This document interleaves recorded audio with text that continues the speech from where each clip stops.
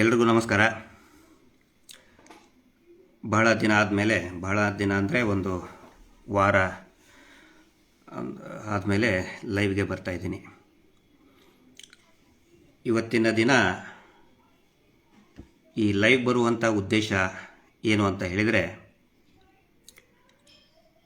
ಕಳೆದ ಸುಮಾರು ಒಂದು 2-3 ತಿಂಗಳಿನಿಂದ ನಿರಂತರವಾಗಿ ಈ ಅಕ್ರಮ ಬಡ್ಡಿ ದಂಧೆ ವಿರುದ್ಧ ಧರ್ಮಸ್ಥಳ ಹೆಸರಿನಲ್ಲಿ ಏನೋ ಒಂದು ಬಡ್ಡಿ ನಾವು ಗ್ರಾಮಾಭಿವೃದ್ಧಿ ಮಾಡ್ತೇವೆ, ಗ್ರಾಮದ ಉದ್ಧಾರ ಮಾಡ್ತೀವಿ ಅಂತ ಹೇಳಿಕೊಂಡು ಜನರಿಗೆ ಸಾಲ ಕೊಟ್ಟು ಅದರಿಂದ ವಾರದ ಬಡ್ಡಿ ವಸೂಲಿ ಮಾಡುವಂತಹ ಏನೊಂದು ಕೆಲಸ ಮಾಡ್ತಾ ಇದ್ದಾರೆ, ಅದರ ವಿರುದ್ಧ ಒಂದು ದೊಡ್ಡ ಅಭಿಯಾನವನ್ನು ಸೌಜನ್ಯ ನ್ಯಾಯಪರ ಹೋರಾಟ ಸಮಿತಿಯಿಂದ ನಾವು ಹಮ್ಮಿಕೊಂಡಿದ್ವು. ಒಂದು ಜನಜಾಗೃತಿ ಪ್ರಾರಂಭ ಆಯಿತು. ಆದರೆ ಇವತ್ತು ಆ ಜನಜಾಗೃತಿ ಒಂದು ಆಂದೋಲನದ ರೂಪದಲ್ಲಿ ಇಡೀ ಕರ್ನಾಟಕದಲ್ಲಿ ಆಂದೋಲನದ ರೂಪವನ್ನು, ಚಳುವಳಿಯ ರೂಪವನ್ನು ಇವತ್ತು ನಮ್ಮ ಜನಜಾಗೃತಿ ಕಾರ್ಯಕ್ರಮ ತೆಗೆದುಕೊಂಡಿದೆ. ಅನೇಕ ಹಳ್ಳಿಗಳಿಂದ ನಮಗೆ ಫೋನ್ ಬರ್ತಾ ಇದೆ, ನಮ್ಗೆ ಅನ್ಯಾಯ ಆಗ್ತಾಯಿದೆ, ಮೋಸ ಆಗ್ತಾಯಿದೆ, ನಮ್ಗೆ ಕಟ್ಟೋಕ್ಕಾಗ್ತಿಲ್ಲ ಅಂತೇಳಿ. ಎಷ್ಟೋ ಜನ ಇವತ್ತು ನಮಗೆ ಯಾಕೆ ಒಂದು ಆತ್ಮತೃಪ್ತಿ ಇದೆ ಅಂತ ಹೇಳಿದರೆ, ಸೌಜನ್ಯ ಹೋರಾಟದ ನಮ್ಮ ನಾಯಕರಾದಂಥ ಶ್ರೀಯುತ ಮಹೇಶ್ ಶೆಟ್ಟಿ ತಿಮ್ರೋಡಿ ಅವರ ಒಂದು ಮಾರ್ಗದರ್ಶನದಲ್ಲಿ ಏನು ಒಂದು ಜನಜಾಗೃತಿಯನ್ನು ಹಮ್ಮಿಕೊಂಡಿದ್ದೀವಿ, ಇದರಿಂದ ಇವತ್ತು ಅತ್ಯಂತ ಒಬ್ಬ ಸಾಮಾನ್ಯ ವ್ಯಕ್ತಿ, ಒಬ್ಬ ರೈತ, ಕೃಷಿಕ, ಕೂಲಿ ಕಾರ್ಮಿಕರು, ಮಹಿಳೆಯರು ಧೈರ್ಯವಾಗಿ ಪ್ರಶ್ನೆ ಮಾಡ್ತಾ ಇದ್ದಾರೆ. ಈ ಸಂಘದವರಿಗೆ ಮುಂಚೆ ಅವರು ದುಡ್ಡು ಕಟ್ಟೋದು ಒಂದು 5 ನಿಮಿಷ ಲೇಟ್ ಆದರೆ ಮನೆಗೆ ಬಂದು ಕೆಟ್ಟದಾಗಿ ಬೈತಾಯಿದ್ರು. ಕೆಟ್ಟದಾಗಿ ಬೈದು ಅಮ್ಮ ಅಕ್ಕ ಅಂತ ಅವಾಚ್ಯ ಶಬ್ದಗಳಿಂದ ಬೈದು ದುಡ್ಡು ವಸೂಲಿ ಮಾಡ್ಕೊಂಡು ಹೋಗ್ತಾಯಿದ್ರು. ಎಷ್ಟೋ ಜನ ಆತ್ಮಹತ್ಯೆ ಮಾಡ್ಕೊಂಡಿದ್ದಾರೆ, ಎಷ್ಟೋ ಜನ ಭಿಕ್ಷಾಟನೆಗೆ ಇಳಿದಿದ್ದಾರೆ. ಮೊನ್ನೆ ಹಾವೇರಿಯಲ್ಲಿ ನಮ್ಮ ಸಾಲ ಮುಕ್ತ ಭಾರತದ ಒಬ್ಬ ಮುಖಂಡರು ನಮ್ಗೆ ಹೇಳ್ತಾ ಇದ್ರು, ಭಿಕ್ಷೆ ಬೇಡಕ್ಕೂ ಕೂಡ ಹೋಗಿದ್ದಾರೆ, ಆತ್ಮಹತ್ಯೆ ಮಾಡ್ಕೊಂಡಿದ್ದಾರೆ, ಊರನ್ನು ಬಿಟ್ಟು ಹೋಗಿದ್ದಾರೆ. ಆದರೆ ಇವತ್ತು ಈ ನಮ್ಮ ಜನಜಾಗೃತಿಯ ಫಲವಾಗಿ ಧೈರ್ಯವಾಗಿ ಪ್ರಶ್ನೆ ಮಾಡ್ತಾ ಇದ್ದಾರೆ, RBI ನಿಯಮಗಳ ಬಗ್ಗೆ ಮಾತಾಡ್ತಾ ಇದ್ದಾರೆ. ನಮಗೆ ಅದನ್ನೆಲ್ಲ ಕೇಳಿ ಭಾಳಷ್ಟು ಒಂದು ಆತ್ಮತೃಪ್ತಿ ನಮ್ಮಲ್ಲಿ ಬರ್ತಾ ಇದೆ. ಆದರೆ ಇದು ಇನ್ನೂ ಕೂಡ ಹೆಚ್ಚಿನ ಪರಿಣಾಮಕಾರಿಯಾಗಬೇಕು. ಮತ್ತು ಈ ಕಳೆದ ಒಂದು ವಾರ 10 ದಿನದಲ್ಲಿ ಸಾಕಷ್ಟು ವಿಡಿಯೋಗಳನ್ನು ನಾವು ಗಮನಿಸ್ತಾ ಇದ್ದು, ಅದರಲ್ಲಿ ವಿಶೇಷವಾಗಿ ಕೆಲವೊಂದು ಇದರಲ್ಲಿ ಈ ಅವರ ಪ್ರತಿನಿಧಿಗಳು, ಸೇವಾ ಪ್ರತಿನಿಧಿಗಳು ಅಥವಾ ಯೋಜನಾಧಿಕಾರಿಗಳು ಅಂತ ಏನು ಅವರು ಕರೀತಾರೆ, ಅವ್ರ ಹೆಸರಿಟ್ಕೊಂಡಿದ್ದಾರೆ, ಅವರು ಅನೇಕ ಈ ಜನರನ್ನ ಮರಳು ಮಾಡೋದಕ್ಕೆ ಏನೇನೋ ಕೇಳ್ತಾ ಇದ್ದಾರೆ. ಅದರ ಬಗ್ಗೆ ಕೆಲವೊಂದಿಷ್ಟು ವಿವರಣೆಯನ್ನು ಕೊಡಬೇಕಾಗಿತ್ತು. ಅದಕ್ಕಿಂತ ಮುಖ್ಯವಾಗಿ ಇವತ್ತಿನ ಈ ಲೈವ್ ಕಾರ್ಯಕ್ರಮದಲ್ಲಿ ಇಡೀ ದೇಶ ಕಂಡು ಕೇಳರಿಯದಂತಹ ಹಣಕಾಸಿನ ಅವ್ಯವಹಾರ, ಬಡ್ಡಿ ದಂಧೆಯ ಅವ್ಯವಹಾರ ಧರ್ಮಸ್ಥಳದ ಹೆಸರಿನಲ್ಲಿ ಯಾವ ರೀತಿ ನಡೆಸ್ತಾ ಇದ್ದಾರೆ ಅನ್ನೋದನ್ನು ದಾಖಲೆ ಸಮೇತವಾಗಿ ತಮ್ಮ ಮುಂದೆ, ಜನರ ಮುಂದೆ, ಈ ಸಮಾಜದ ಮುಂದೆ, ಅಧಿಕಾರಿಗಳ ಮುಂದೆ, ನ್ಯಾಯಾಂಗ ವ್ಯವಸ್ಥೆಯ ಮುಂದೆ ನಾನು ತೆರೆದಿಡ್ತಾ ಇದ್ದೀನಿ. ದಯವಿಟ್ಟು ಲಕ್ಷ್ಯಗೊಟ್ಟು ಎಲ್ಲರೂ ಇದನ್ನು ಕೇಳಿ ಮತ್ತು ಸಾಧ್ಯ ಆದಷ್ಟು ಈ ಕರ್ನಾಟಕದ ಗ್ರಾಮಗಳಿಗೂ ಕೂಡ ಈ ಸಂದೇಶ ತಲುಪಬೇಕು. ಯಾವುದೇ ರೀತಿಯಾದಂತಹ ಕಾಪಿರೈಟ್ಸ್ ಇದಕ್ಕೆ ಇರೋದಿಲ್ಲ. ನೀವು ಯಾಕೆ ಇದನ್ನು ವಿಡಿಯೋ ಮಾಡಿದ್ರಿ ಅಂತ ನಾವು ಕೇಳೋದಿಲ್ಲ. ದಯವಿಟ್ಟು ಸಾಧ್ಯ ಆದಷ್ಟು ಈ ಫೇಸ್ಬುಕ್ ಲೈವನ್ನು ಶೇರ್ ಮಾಡಿ, ಪ್ರತಿ ಗ್ರಾಮಗಳಿಗೆ, ಪ್ರತಿ ವ್ಯಕ್ತಿಗಳಿಗೂ ಕೂಡ ತಲುಪುವ ರೀತಿಯಲ್ಲಿ. ಈಗ ನಮ್ಮ ಯೂಟ್ಯೂಬ್ನವರು ಕೂಡ ಸಂಚಾರಿ ಸ್ಟುಡಿಯೋ ಇರ್ಬೋದು, ಟ್ರೆಂಡ್ ಸೆಟ್ಟರ್ ಇರ್ಬೋದು, ಹಾಯ್ ಕರ್ನಾಡು ಇರ್ಬೋದು, ಕೂಡ್ಲಾರಾಮ್ ಪೇಜ್ ಅವರು ಇರ್ಬೋದು, ಇನ್ನೂ ಅನೇಕ, ಕ್ಷಮಿಸಿ ನಾನು ಏನಾದರೂ ಬೇರೆಯವರ ಹೆಸರು ನಾನು ಮರ್ತಿದ್ರೆ, ಸಾಕಷ್ಟು ಸಂಚಾರಿ ಸ್ಟುಡಿಯೋದವ್ರು ಇರ್ಬೋದು, ಆದಿತ್ಯ ಕಿರಣ್ ಇವರು ಇರ್ಬೋದು, ಇನ್ನೂ ಹಲವಾರು ಯೂಟ್ಯೂಬ್ ಚಾನಲ್ಗಳು, ಫಸ್ಟ್ ವಾಯ್ಸ್ ಕನ್ನಡ ಅಂತ ಇನ್ನೂ ಹಲವಾರು ಯೂಟ್ಯೂಬ್ಗಳು ಬರ್ತಾ ಇದೆ. ಅವರೆಲ್ಲರ ವಿಡಿಯೋಗಳನ್ನು ದಯವಿಟ್ಟು ಶೇರ್ ಮಾಡಿ. ಈಗ ಪ್ರಾರಂಭಿಸ್ತೇನೆ. ಇಲ್ಲಿ ಧರ್ಮಸ್ಥಳ ಸಂಘ ಅಂತ ಏನು ಇವರು ಮಾಡ್ಕೊಂಡು ಹೇಳ್ತಾರಲ್ಲ, ನಾವು ಸಂಘ, ನಮ್ಮದು ಸಂಘ ಅಂಥೇಳಿ ನಾನು ಅನೇಕ ಸಾರಿ ಹೇಳಿದ್ದೀನಿ, ಈಗೂ ಇನ್ನೊಂದು ಸಾರಿ ರಿಪೀಟ್ ಮಾಡ್ತಿದ್ದೀನಿ. ಅವು ಯಾವ ಕೂಡ ಧರ್ಮಸ್ಥಳದ ಸಂಘ ಅಲ್ಲ, ಅವು ಸ್ವಸಹಾಯ ಸಂಘಗಳು, SHG, self help group, SHG, ಅದನ್ನು ಅವರು ಪ್ರಾರಂಭ ಮಾಡಿದರು. ಈಗ ಆ ಸ್ವಸಹಾಯ ಗುಂಪುಗಳಿಗೆ NRLM ಅಡಿಯಲ್ಲಿ NRLM ದಯವಿಟ್ಟು ಬರೆದಿಟ್ಕೊಳ್ಳಿ, DAY NRLM. DAY ಅಂತ ಹೇಳಿದರೆ ನಾವು ಡೇ ಅಂತೀವಿ, ಆದರೆ ಆ್ಯಕ್ಚುಲಿ ಅದು ದಿನ ಅಲ್ಲ. ದೀನ್ ದಯಾಳ್ ಅಂತ್ಯೋದಯ ಯೋಜನೆ, ದೀನ್ ದಯಾಳ್ ಅಂತ್ಯೋದಯ ಯೋಜನೆಯ ನ್ಯಾಷನಲ್ ರೂರಲ್ ಲೆವ್ಲಿಹುಡ್ ಮಿಷನ್ ಉಪಜೀವನದ ರಾಷ್ಟ್ರೀಯ ಗ್ರಾಮೀಣ ಉಪಜೀವನ ಯೋಜನೆ, ಭಾರತ ಸರ್ಕಾರದ ಈ ಒಂದು ಯೋಜನೆ. ಇದನ್ನು ನಿಮಗೆ ಯಾಕೆ ಹೇಳ್ತಾ ಇದ್ದೀನಿ ಅಂತ ಹೇಳಿದರೆ, ಈ NRLM ನಿಂದ SHGಗಳಿಗೆ ಅಂತ್ಯೋದಯ ಯೋಜನೆಯಿಂದ ಅನೇಕ ಈ ದೇಶದ ಕಡುಬಡವರಿಗೆ, ದೀನದಲಿತರಿಗೆ, ಶೋಷಿತ ವರ್ಗಗಳಿಗೆ ಅನೇಕ ಸೌಲಭ್ಯಗಳು ಕೇಂದ್ರ ಸರ್ಕಾರದಿಂದ ಕೊಡ್ತಾರೆ. ಆನಂತರ SHGಗಳ ಮೂಲಕ, ಸ್ವಸಹಾಯ ಸಂಘಗಳ ಮೂಲಕ, ವಿಶೇಷವಾಗಿ ಸ್ತ್ರೀ ಶಕ್ತಿ ಸಂಘಗಳು ಯಾವ ಕೆಲಸ ಮಾಡ್ತಾ ಇದೆ, ಕಾರ್ಯಪ್ರವೃತ್ತವಾಗಿವೆ, ಅವುಗಳ ಮುಖಾಂತರನೂ ಕೂಡ ಅನೇಕ ಉಪಯೋಗಗಳು ಈ ಅಂತ್ಯೋದಯ ಯೋಜನೆಯಿಂದ, ಅಂತ್ಯೋದಯ NRLM, ಅರ್ಬನ್ನಲ್ಲಿದ್ದರೆ NULM ಅಂತ ಬರ್ತದೆ, ನ್ಯಾಷನಲ್ ಅರ್ಬನ್ ಲಿವ್ಲಿಹುಡ್ ಮಿಷನ್ ಅಂತ ಬರ್ತದೆ. ಈಗ ಈ SHGಗಳು ಈಗೇನು ಈಗ ಮಾಡ್ಕೊಂಡಿದ್ದೀರಲ್ಲ ನೀವು, ಧರ್ಮಸ್ಥಳದ ಸಂಘ ಅಂತ ಹೇಳ್ಕೊಂಡು, ಆ ಸಂಘಗಳಿಗೆ ಎಷ್ಟು ರೇಟ್ ಆಫ್ ಇಂಟ್ರೆಸ್ಟ್ ಇರ್ತದೆ, ಯಾವ ರೀತಿ ಅದನ್ನು ರಿಪೇಮೆಂಟ್ ಮಾಡಬೇಕು, ಅದರ ಕುರಿತಾಗಿ RBI ಸ್ಪಷ್ಟ ನಿರ್ದೇಶನಗಳನ್ನು ಕೊಟ್ಟಿದೆ.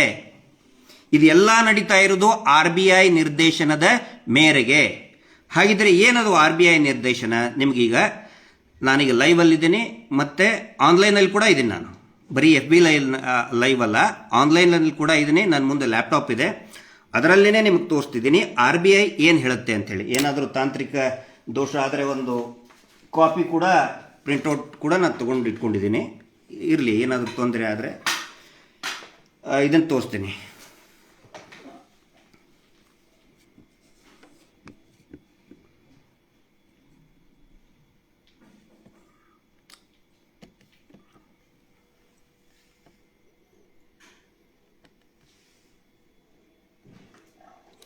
ಇದು ನನ್ನ ವೈಫೈನಲ್ಲಿ RBI ಹೇಳಿದಂತಹ ನಿರ್ದೇಶನ. RBI ಬಹುಶಃ ಎಲ್ಲರಿಗೂ ಕಾಣ್ತಾ ಇದೆ. ಇದನ್ನು ರಿಸರ್ವ್ ಬ್ಯಾಂಕ್ ಆಫ್ ಇಂಡಿಯಾ ಕಾಣ್ತಾ ಇದೆಯಲ್ಲ, ಇದು ಗಿರೀಶ್ ಮಟ್ಟಣ್ಣವ್ರು ಕೊಡ್ತಾ ಇರುವಂಥದ್ದಲ್ಲ. ಗಿರೀಶ್ ಮಟ್ಟಣ್ಣವ್ರು ಏನೂ ಹೇಳ್ತಾ ಇಲ್ಲ. RBI ಭಾಳ ಸ್ಪಷ್ಟವಾಗಿ ನಿರ್ದೇಶನವನ್ನು ಕೊಟ್ಟಿದೆ. ಏನು ಹೇಳಿದೆ ನಿಮಗೆ ಒಂದೊಂದಾಗಿ ತೋರಿಸ್ತಾ ಇದ್ದೀನಿ. ಲೈಟ್ ಆನ್ ಮಾಡಿ. ಇನ್ನೊಂದು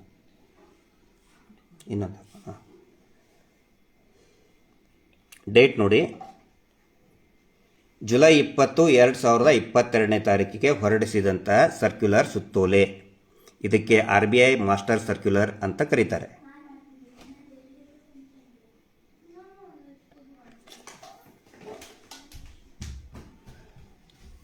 ಚೀಫ್ ಜನರಲ್ ಮ್ಯಾನೇಜರ್ ನಿಶಾ ನಾಂಬ್ಯಾರ್ ಅಂಥೇಳಿ. ಮಾಸ್ಟರ್ ಸರ್ಕ್ಯುಲರ್ ದೀನ್ ದಯಾಳ್ ಅಂತ್ಯೋದಯ ಯೋಜನಾ, ಅಂದರೆ DAY, ಡೇ ಅಂತ ನಾನು ಹೇಳಿದ್ನಲ್ಲ, ಅದು Deen Dayal Antyodaya Yojana, national rural livelihoods mission, DAY NRLM. ಇದರಲ್ಲಿ ಮಾಸ್ಟರ್ ಸರ್ಕ್ಯುಲರ್ನಲ್ಲಿ ಹೇಳ್ತಾರೆ, ಅದರ ಬ್ಯಾಕ್ಗ್ರೌಂಡ್ ಹೇಳ್ತಾರೆ. ಪ್ರಾರಂಭದಲ್ಲಿ ದೀನ್ ದಯಾಳ್ ಅಂತ್ಯೋದಯ ಯೋಜನಾ, ನ್ಯಾಷನಲ್ NRLM ಬಗ್ಗೆ, ಅದು ಯಾಕೆ ಸ್ಟಾರ್ಟ್ ಆಯಿತು, ಅದರ ಉಪಯೋಗ ಏನು ಅಂತ ಹೇಳ್ತಾರೆ, ಎದಕ್ಕೆ ಅದರ ಪ್ರಾರಂಭ ಮಾಡಿದರು ಅಂತ. ಆನಂತರ ಫೈನಾನ್ಷಿಯಲ್ ಅಸಿಸ್ಟೆನ್ಸ್, ಇದು ಭಾಳ ಮುಖ್ಯ. ಫೈನಾನ್ಷಿಯಲ್ ಅಂದರೆ ಹಣಕಾಸಿನ SHGಗಳಿಗೆ, ಇಲ್ಲಿ ನೋಡಿ SHGಗಳಿಗೆ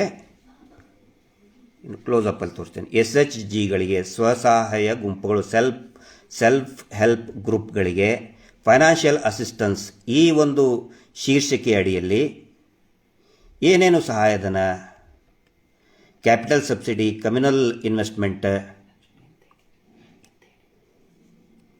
ನಾನು ಸ್ವಲ್ಪ ಬ್ಯಾಕ್ ತಗೋತೀನಿ. ಸರಿಯಾಗಿ ಕಾಣಿಸ್ತಾ ಇಲ್ಲ ಅಂದರೆ ದಯವಿಟ್ಟು ಕಮೆಂಟ್ ಮಾಡಿ ಹಾಕಿ, ನಾನು ಅದನ್ನು ಸರಿ ಮಾಡ್ಕೋತೀನಿ. ಇಲ್ಲಿ ನೋಡಿ, opening of saving or current account. ಇಲ್ಲಿ ಕೆಲವೊಬ್ಬರು ಈ ಸಂಘದ ಅಲ್ಲಿರುವಂಥ ಅಧಿಕಾರಿಗಳು, ಯೋಜನಾಧಿಕಾರಿಗಳು ನಮ್ಮ ಜೊತೆ ವಾದ ಮಾಡ್ತಿದ್ರು, ನಾವು ಬರೀ CC ಅಕೌಂಟನ್ನೇ ಮಾಡಬೇಕು ರೀ ಅಂತ. ಇಲ್ಲಿ ಬಹಳ ಕ್ಲಿಯರ್ ಕಟ್ಟಾಗಿ ಹೇಳಿದೆ, ಓಪನಿಂಗ್ ಆಫ್ ಸೇವಿಂಗ್ ಅಕೌಂಟನ್ನು ಓಪನ್ ಮಾಡಬಹುದು ಅಂತ. ಸೇವಿಂಗ್ಸ್ ಆರ್ ಕರೆಂಟ್ ಅಕೌಂಟ್ ಮಾಡಿ ಅಂತ RBI ಹೇಳ್ತದೆ, ನಾನು ಹೇಳ್ತಾ ಇಲ್ಲ. ಇವರು ಮಾಡಿದ್ದೇನೋ, ಯಾರಿಗೂ ಕೂಡ ಇದುವರೆಗೂ ಸೇವಿಂಗ್ಸ್ ಅಕೌಂಟೇ ಮಾಡಲಿಲ್ಲ, ಬರೀ ಸಿ ಸಿ ಅಕೌಂಟು ಅಂತ ಹೇಳ್ತಾ ಬಂದರು. ನೆಕ್ಸ್ಟು ಇದ್ರ ಕಾಪಿ ಕೊಡಿ.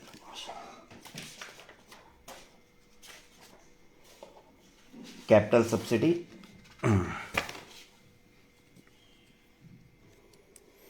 ಇದರಲ್ಲಿ 6ನೇ ಇದಕ್ಕೆ ಬರೋಣ. ಬಹಳ ಅತಿ ನಮ್ಮೆಲ್ಲರಿಗೂ ಕೂಡ ಸಂಬಂಧಪಟ್ಟಂತಿದ್ದು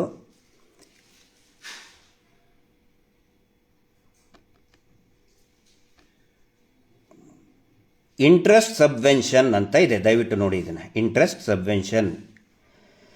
DNRLM has a provision for interest subvention for women SHGs. ಅಂದರೆ ಸಬ್ವೆನ್ಷನ್ ಅಂತ ಹೇಳಿದರೆ ಈ ಏನೋ ಸಬ್ಸಿಡಿಗಳನ್ನು ಕೊಡೋದಕ್ಕೆ ಸಬ್ವೆನ್ಷನ್ ಅಂತ ಕರೀತಾರೆ.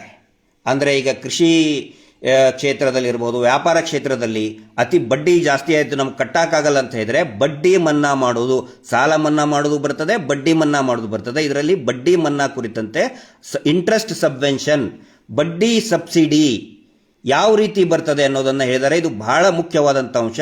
ತಾವು ಗಮನದಲ್ಲಿಟ್ಕೊಳ್ಳಿ. RBIನೇ ಹೇಳಿದ್ದು. ಇದರಲ್ಲಿ ನೋಡಿ, 1ನೇದ್ದು opening of saving accounts. The role of banks should commence with the opening of accounts for all the SHGs. ಅಂದರೆ ಬ್ಯಾಂಕ್ಗಳು ಎಲ್ಲರಿಗೂ ಕೂಡ ಅಕೌಂಟನ್ನು ಓಪನ್ ಮಾಡಬೇಕು, ಬ್ಯಾಂಕ್ಗಳು ಮಾಡಬೇಕು ಅಂತ ಹೇಳ್ತಾ ಇದ್ದಾರೆ. ಇವ್ರು ಯಾವತ್ತಿಗಾದರೂ ನಿಮ್ಮನ್ನು ಬ್ಯಾಂಕಿಗೆ ಕರ್ಕೊಂಡು ಹೋಗಿದ್ರಾ? ನಾನು ಸದಸ್ಯರಿಗೆ ಕೇಳ್ತಾ ಇದ್ದೀನಿ, ಸದಸ್ಯರ ಗಮನಕ್ಕೆ ನಾನು ತರ್ತಾ ಇದ್ದೀನಿ. ಬ್ಯಾಂಕಿಗೆ ಯಾವತ್ತಿಗಾದರೂ ನಿಮಗೆ ಇವರು BC ಟ್ರಸ್ಟ್, ನಾವು BC ಅಂತ ಹೇಳ್ತಾರಲ್ಲ, ಯಾವತ್ತಿಗಾದರೂ ಕರ್ಕೊಂಡು ಹೋದ್ರಾ? ಕರ್ಕೊಂಡು ಹೋಗಲಿಲ್ಲ. 7.1.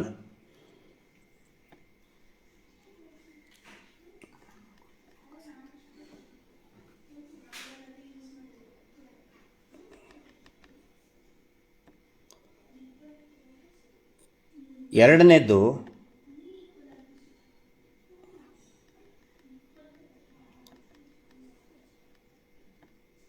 ಇಲ್ಲಿ ನೋಡಿ, SHGs and their federation may be encouraged to transact through their respective saving cash credit. ಅವ್ರ ಅಕೌಂಟ್ ಇಂತ್ರನೇ ಟ್ರಾನ್ಸಾಕ್ಷನ್ ಮಾಡಬೇಕು ಅಂತ ಹೇಳ್ತಾರೆ. ಏನೋ RBIದವರು ಅವರ ಅಕೌಂಟಿಂದನೇ ಟ್ರಾನ್ಸಾಕ್ಷನ್ ಮಾಡಿ. ಆದರೆ ಇವ್ರು ಏನು ಮಾಡ್ತಾ ಇದ್ದಾರೆ? ನಿಮ್ಮ ಮನೆಗೆ ಬಂದು ಕ್ಯಾಶನ್ನು ಕಲೆಕ್ಟ್ ಮಾಡಿಕೊಂಡು ಹೋಗ್ತಾ ಇದ್ದಾರೆ. ಇದು RBI ನಿಯಮದ ಪ್ರಕಾರ ಇಲ್ಲವೇ ಇಲ್ಲ. ಆನಂತರ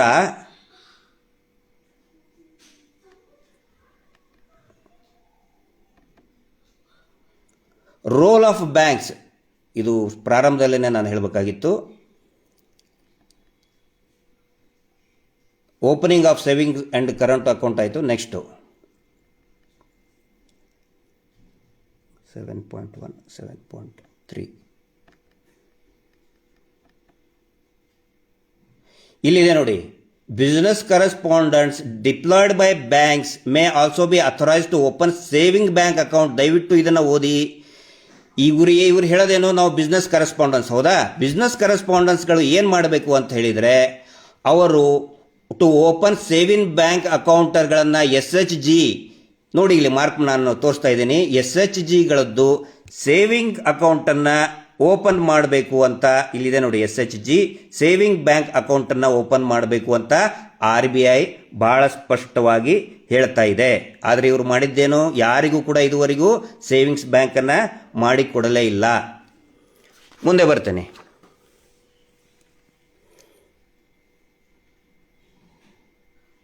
$7.2 transaction in saving cash credit account. ಇಲ್ಲಿದೆ ನೋಡಿ. SHG and their federation may be encourage to transact through their respective savings or cash credit. ಈಗ ಸೇವಿಂಗ್ ಮತ್ತು ಕ್ಯಾಶ್ ಕ್ರೆಡಿಟ್ CC ಎರಡರಲ್ಲಿ ಯಾವ್ದು ಬೇಕಾದರೂ ಕೂಡ ಮಾಡಬಹುದು ಅಂತ ಹೇಳ್ತಾರೆ. ಇಲ್ಲಿ ನಾವು ಕೇಳ್ತಾ ಇರೋದು, ಸೇವಿಂಗ್ SB ಅಕೌಂಟ್ಗೆ ಅವಕಾಶ ಇದ್ದರೆ ನೀವು ಬರೀ CC ಅಕೌಂಟ್ ಇಷ್ಟೇ ಯಾಕೆ ಮಾಡಿದ್ರಿ ಅಂತ ನಾವು ಕೇಳ್ತಾ ಇದ್ದೀವಿ. SB ಅಕೌಂಟ್ ಮಾಡಿದರೆ ಅದು ಎಷ್ಟೋ ಅನುಕೂಲಗಳು ಸಿಗ್ತಾ ಇತ್ತು, ಸಿಬಿಲ್ ಸ್ಕೋರ್ ಇನ್ಕ್ರೀಸ್ ಆಗ್ತಾ ಇತ್ತು. ಆದರೆ ನೀವು ಯಾಕೆ ಮಾಡಲಿಲ್ಲ? ಅದು ನಮ್ಮ ಪ್ರಶ್ನೆ. ಈ ಫ್ರಾಡ್ ಅನ್ನೋದು ಸ್ಟಾರ್ಟ್ ಆಗಿರೋದೇ ಅಲ್ಲಿಂದ.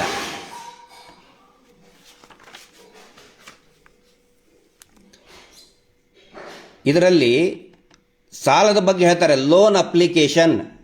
ದಯವಿಟ್ಟು ಇದನ್ನು ಓದಿ. 7.3.2ನಲ್ಲಿ banks may encourage SHG to submit loan application online. ನೋಡಿ, ಆನ್ಲೈನ್ ಇಂತ್ರ ಲೋನ್ ಅಪ್ಲಿಕೇಶನ್ಗಳನ್ನು ನೀವು ಹಾಕಿ SHGಗಳಿಗೆ ಡೈರೆಕ್ಟಾಗಿ ಬ್ಯಾಂಕ್ಗಳಿಗೆ ಹಾಕಿ ಅಂತ ಇದ್ದಾರೆ. ಇವತ್ತಿನವರೆಗೂ ಇವರು ಯಾವ ಬ್ಯಾಂಕಿಗೂ ಕೂಡ ತೋರಿಸಲೇ ಇಲ್ಲ. ಈ ಸ್ವಸಹಾಯ ಸಂಘದ ಸದಸ್ಯರಿಗೆ ಬ್ಯಾಂಕಿನ ಮುಖಾನೇ ತೋರಿಸಲಿಲ್ಲ.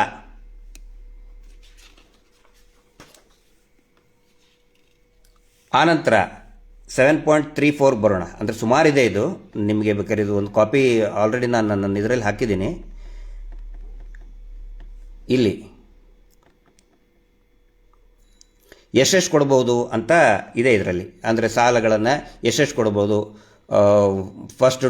ಫಸ್ಟ್ ಪ್ರಾರಂಭದಲ್ಲಿ ಕಾರ್ಪಸ್ 1.5 ಲ್ಯಾಕ್ಸು 3 ಲಕ್ಷದವರೆಗೆ ಕೊಡ್ಬೋದು. ಆನಂತರ ಸೆಕೆಂಡ್ ಡೋಸ್ನಲ್ಲಿ 6 ಲಕ್ಷದವರೆಗೆ ಲೋನ್ ಕೊಡ್ಬೋದು ಅಂತಿದೆ. ಆಮೇಲೆ credit facilities to the SHG ಮೆಂಬರ್ಗೆ 7.34 ಕ್ರೆಡಿಟ್ ಫೆಸಿಲಿಟಿಗಳಿಗೆ ಅದರಲ್ಲಿ ಮುದ್ರಾ ಯೋಜನೆ ಅಂತಿದೆ. ಈ ಕೆಲವೊಬ್ರು ಕೇಳ್ತಾರೆ, ಯಾರು ಕೊಡ್ತಾರೆ ನಮಗೆ, ಧರ್ಮಸ್ಥಳದ ಕೊಡಲಿಲ್ಲ. ಎಲ್ಲವನ್ನು ಕೂಡ ಬ್ಯಾಂಕ್ನವರೇ ಅಂತ್ಯೋದಯ ಯೋಜನೆಯಲ್ಲಿ ಅತ್ಯದ್ಭುತವಾದಂಥ ಯೋಜನೆ ಇದೆ. ಇಲ್ಲಿ ನೋಡಿ, ಇಲ್ಲೇ loans up to 10 lakhs to individual member. ಪ್ರತಿಯೊಬ್ಬ ಸದಸ್ಯರಿಗೆ 10 ಲಕ್ಷದವರೆಗೆ ಸಾಲವನ್ನು ಕೊಡಬೇಕು ಅಂತ RBI ಹೇಳ್ತದೆ. ಇದು ಬ್ಯಾಂಕಿನ ದಾಖಲೆ ಅಲ್ಲ. RBI ಅಂತ ಹೇಳಿದರೆ it is the banker of the bank. ಎಲ್ಲ ಬ್ಯಾಂಕ್ಗಳಿಗೂ ನಿರ್ದೇಶನವನ್ನು ಕೊಡುವಂಥ ಸಂಸ್ಥೆ ಅಂದರೆ RBI, reserve bank of India. ಇವರು RBI ಅಂತ ಹೇಳಿದರೆ republic of Belthangady in India ಅಂತ ಹೇಳ್ಬಿಡ್ತಾರೆ. ಇವರು ರಿಪಬ್ಲಿಕ್ ಆಫ್ ಬೆಳ್ತಂಗಡಿ ಅಂತ ಹೇಳಿದರೆ ಇವರೇ ದಣಿಗಳು, ಕಾವಂದರು ಅಂತ ಏನೇನು ಪೂಜ್ಯರು ಅಂತ ಕರೆಸ್ಕೊತಾರಲ್ಲ ಅವರು.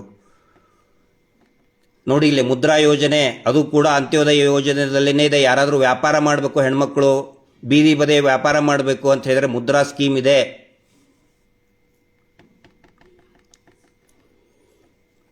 ಲೋನ್ ರೀಪೇಮೆಂಟ್ ಬಗ್ಗೆ ಇದು ಬಹಳ ಮುಖ್ಯವಾದಂಥದ್ದು. ಹೌದಪ್ಪ, ಈಗ ಲೋನ್ ಕೊಟ್ಟರು SHGಗಳಿಗೆ, ಈಗ ನಿಮ್ಗೆ ಕೊಟ್ಟಿದ್ದಾರಲ್ಲ, ಒಬ್ಬೊಬ್ಬರಿಗೆ 50,000ನೋ, ಲಕ್ಷನೋ, 3 ಲಕ್ಷ, 5 ಲಕ್ಷ, ಲೋನ್ ರೀಪೇಮೆಂಟ್ ಹ್ಯಾಂಗೆ ಅಂಥೇಳಿ ಇದರಲ್ಲಿ ದಯವಿಟ್ಟು 3ನೇದನ್ನು ನೋಡಿ.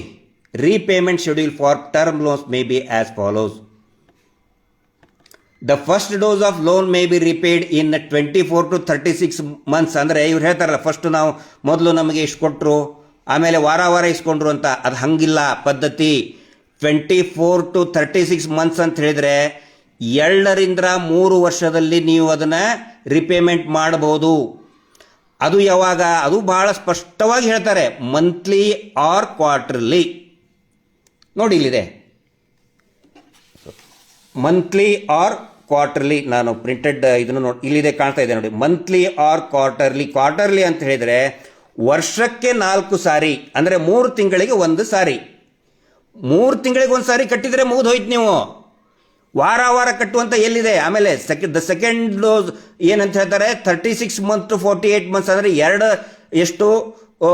ರಿಂದ 4 ವರ್ಷದಲ್ಲಿ ತುಂಬಿ ಅಂತ ಹೇಳ್ತಾರೆ. 3 ರಿಂದ 4 ವರ್ಷದಲ್ಲಿ ಯಾವಾಗ ಬೇಕಾದರೂ ತುಂಬಿ. ಅದು ಯಾವಾಗ? ಮಂತ್ಲಿ ಆರ್, ಅದೂ ಕೂಡ ಮಂತ್ಲಿ ಆರ್ ಕ್ವಾರ್ಟರ್ಲಿ ಇನ್ಸ್ಟಾಲ್ಮೆಂಟ್ ಅಂತ ಹೇಳಿದ್ರೆ ಕಂತು, ತಿಂಗಳ ಕಂತಿನಲ್ಲಾದರೂ ಕಟ್ಟಬಹುದು, ಅಥವಾ 3 ತಿಂಗಳ ಕ್ವಾರ್ಟರ್ಲಿ ಅಂತ ಹೇಳಿದ್ರೆ 3 ತಿಂಗಳಿಗೆ 1 ಸಾರಿ ಕ್ವಾರ್ಟರ್ಲಿ ಅಂತ ಕರೀತಾರೆ. ತಿಂಗಳ ಅಥವಾ 3 ತಿಂಗಳಿಗೆ 1 ಸಾರಿ ಕಟ್ಟಿ ಅಂತ RBI ಹೇಳ್ತದೆ. ಆನಂತರ ಥರ್ಡ್ ಡೋಸ್ 48 ತಿಂಗಳ ನಂತರ 60 ತಿಂಗಳು, ಅಂದರೆ 4 ವರ್ಷದಿಂದ 5 ವರ್ಷದವರೆಗೆ. ಅದು ಕೂಡ ಮಂತ್ಲಿ ಆ್ಯಂಡ್ ಕ್ವಾರ್ಟರ್ಲಿ, ಎಲ್ಲೂ ವಾರ ಅಂತ ಹೇಳಿಲ್ಲ ಅವರು. From the 4th dose onwards it may be between 5 ವರ್ಷದಿಂದ, ಅಂದರೆ 60 ತಿಂಗಳಿಂದ 84 ತಿಂಗಳದವರೆಗೆ. ಅದು ಕೂಡ ಮಂತ್ಲಿ ಆ್ಯಂಡ್ ಕ್ವಾರ್ಟರ್ಲಿ ಇನ್ಸ್ಟಾಲ್ಮೆಂಟ್. ಈಗ ನಾನು ಕೇಳ್ತಾ ಇರೋದು, ಅಥವಾ ಇದು ನಂದು ಒಬ್ಬದೇ ಪ್ರಶ್ನೆ ಅಲ್ಲ, ನಾನೇನೋ ಅವ್ರ ಕಡೆ ಸಾಲ ತಗೊಂಡಿಲ್ಲ. ನಾನು ಇದು ಎಲ್ಲರ ಪರವಾಗಿ ಎಲ್ಲರೂ ನಮಗೆ ಕೇಳ್ತಾ ಇದ್ದಾರೆ, ಸರ್ ವಾರ ವಾರ ಕಟ್ಟಬೇಕಂಥೇಳಿ. ನಿನ್ನೆ ಮೊನ್ನೆ ಒಂದು ವಿಡಿಯೋ ಬಹಳಷ್ಟು ಓಡಾಡ್ತಾ ಇತ್ತು, ಚಿಕ್ಕನಾಯಕನಹಳ್ಳಿದು, ರಾಜನಹಳ್ಳಿ ಅಂತ ಗ್ರಾಮ. ಯಾರು ವಿಡಿಯೋ ಮಾಡಿಕೊಂಡ್ರು ಅವ್ರಿಗೆ ಎಲ್ಲ ಊರು ಈ ಯಾರು ಒಂದಿಷ್ಟು ಪ್ರಮುಖರು ಹೇಳಿ ಅವ್ರನ್ನ ಹಿಡ್ಕೊಂಡು ಮೊಬೈಲ್ ಕಸ್ಕೊಂಡು ನಮ್ಮ ಸಂಚಾರಿ ಸ್ಟುಡಿಯೋ ಅವ್ರಿಗೆ ಮತ್ತು ನಮ್ಮ ಶೈಲಜಾಕ್ಕ ಅಂತಿದ್ದಾರೆ ಅವ್ರಿಗೆ ಅದ್ರ ವಿಡಿಯೋ ಡಿಲೀಟ್ ಮಾಡಿಸ್ರಿ ಅಂತ ಗಂಟು ಬಿದ್ದರು. ಅದರಲ್ಲಿ ಅವರು ಹೇಳ್ತಾರೆ, ಒಬ್ಬ ಮಹಿಳೆ ನಮ್ಮ ಸಹೋದರಿ ಹೇಳ್ತಾರೆ, RBI ನಿಯಮದಿಂದನೇ ಇದೆ ಎಲ್ಲ. RBIದಲ್ಲಿ ಏನು ಹೇಳಿದೆ ಈಗ ನೋಡಿದ್ರಲ್ಲ, ಪ್ರತಿ ತಿಂಗಳು ಕಟ್ಟಿ ಅಥವಾ ವರ್ಷಕ್ಕೆ ಬರೀ 4 ಸಾರಿ ಕಟ್ಟಿ ಅಂತ ಹೇಳ್ತಾ ಇದ್ದಾರೆ. ಇವರು ತಿಂಗಳಿಗೆ 4 ಸಾರಿ ಕಟ್ಟಿಸ್ಕೊಳ್ತಾ ಇದ್ದಾರೆ. ಹಗರಣ ಅಲ್ವಾ ಇದು? ಹಗರಣ ಅಲ್ವಾ ಇದು? ಇದನ್ನು ನಾವು ಕೇಳ್ತಾ ಇದ್ದೀವಿ. ಇನ್ನೊಂದು ಪ್ರಮುಖ ಅಂಶ ನಿಮ್ಮ ಗಮನಕ್ಕೆ ತರ್ತಾ ಇದ್ದೀನಿ. RBI, ಯಾಕಂದರೆ ಇವರು RBI ಬಗ್ಗೆ ಮಾತಾಡೋಕ್ಕೆ ಸ್ಟಾರ್ಟ್ ಮಾಡಿದ್ದಾರೆ. ಆನಂತರ ಭಾಳ ಮುಖ್ಯವಾದದ್ದು ಇದು. ಇವರು ಹೇಳ್ತಾರೆ ಸೆಕ್ಯೂರಿಟಿ ಏನು, ಭದ್ರತೆ ಏನು. ಇಲ್ಲಿ ತೋರಿಸ್ತಾ ಇದೆ ನೋಡಿ,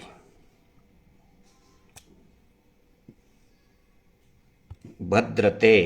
ಇವ್ರು ಹೇಳ್ತಾರೆ PRK, ಯಾರಾದರೂ ಸತ್ತರೆ ಭದ್ರತೆ ಕೊಡೋರು ಯಾರು?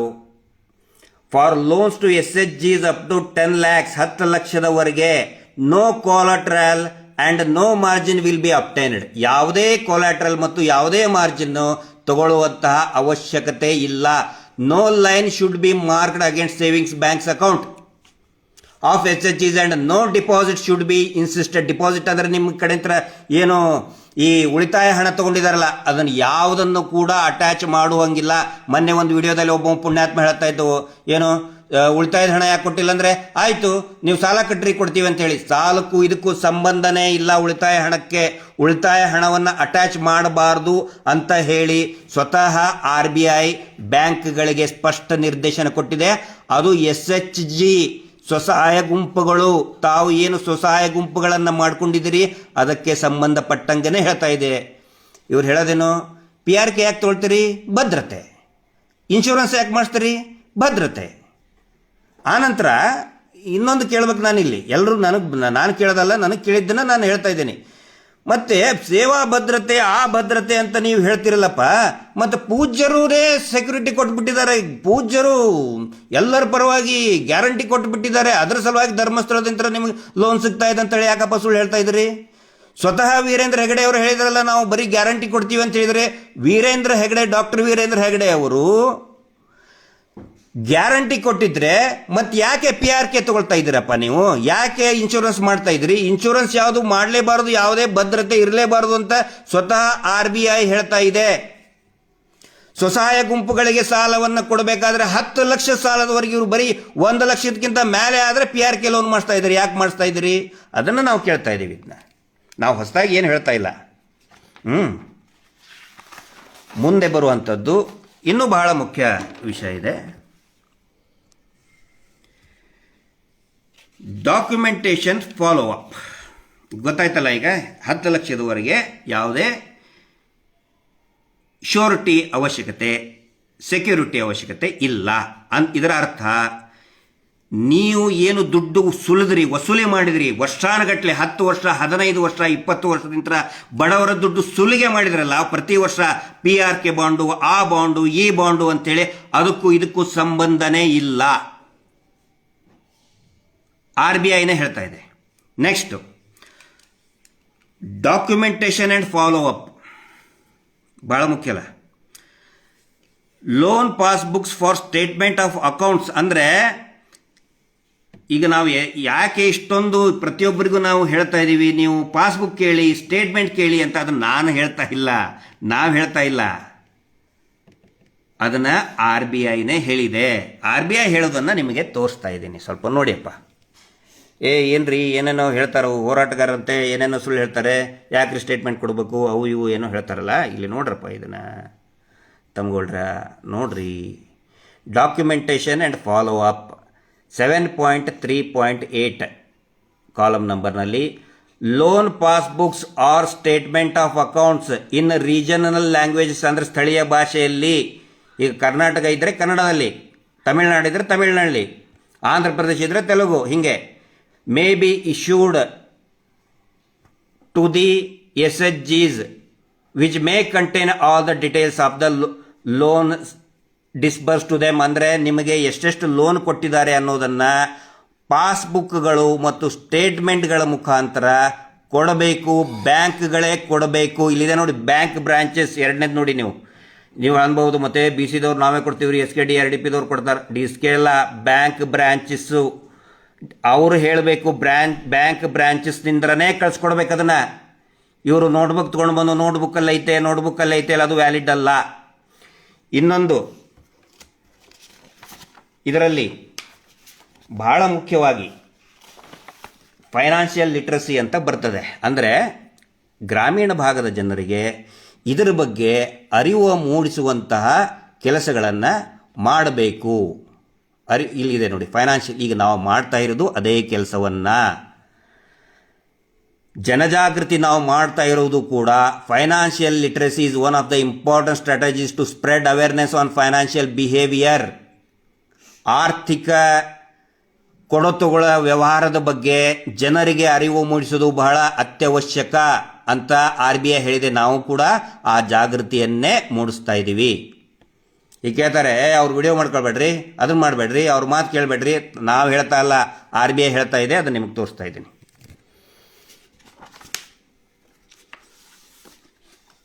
ಇಲ್ಲಿ ನಾನು ನಿಮಗೆ ಹೇಳ್ತಾ ಇರೋದು ಲೋನ್ ಬಗ್ಗೆ, ಲೋ ರೇಟ್ ಆಫ್ ಇಂಟ್ರೆಸ್ಟ್ ಅಂತ ಇರ್ತದಲ್ಲ, ಅದ್ರ ಬಗ್ಗೆ.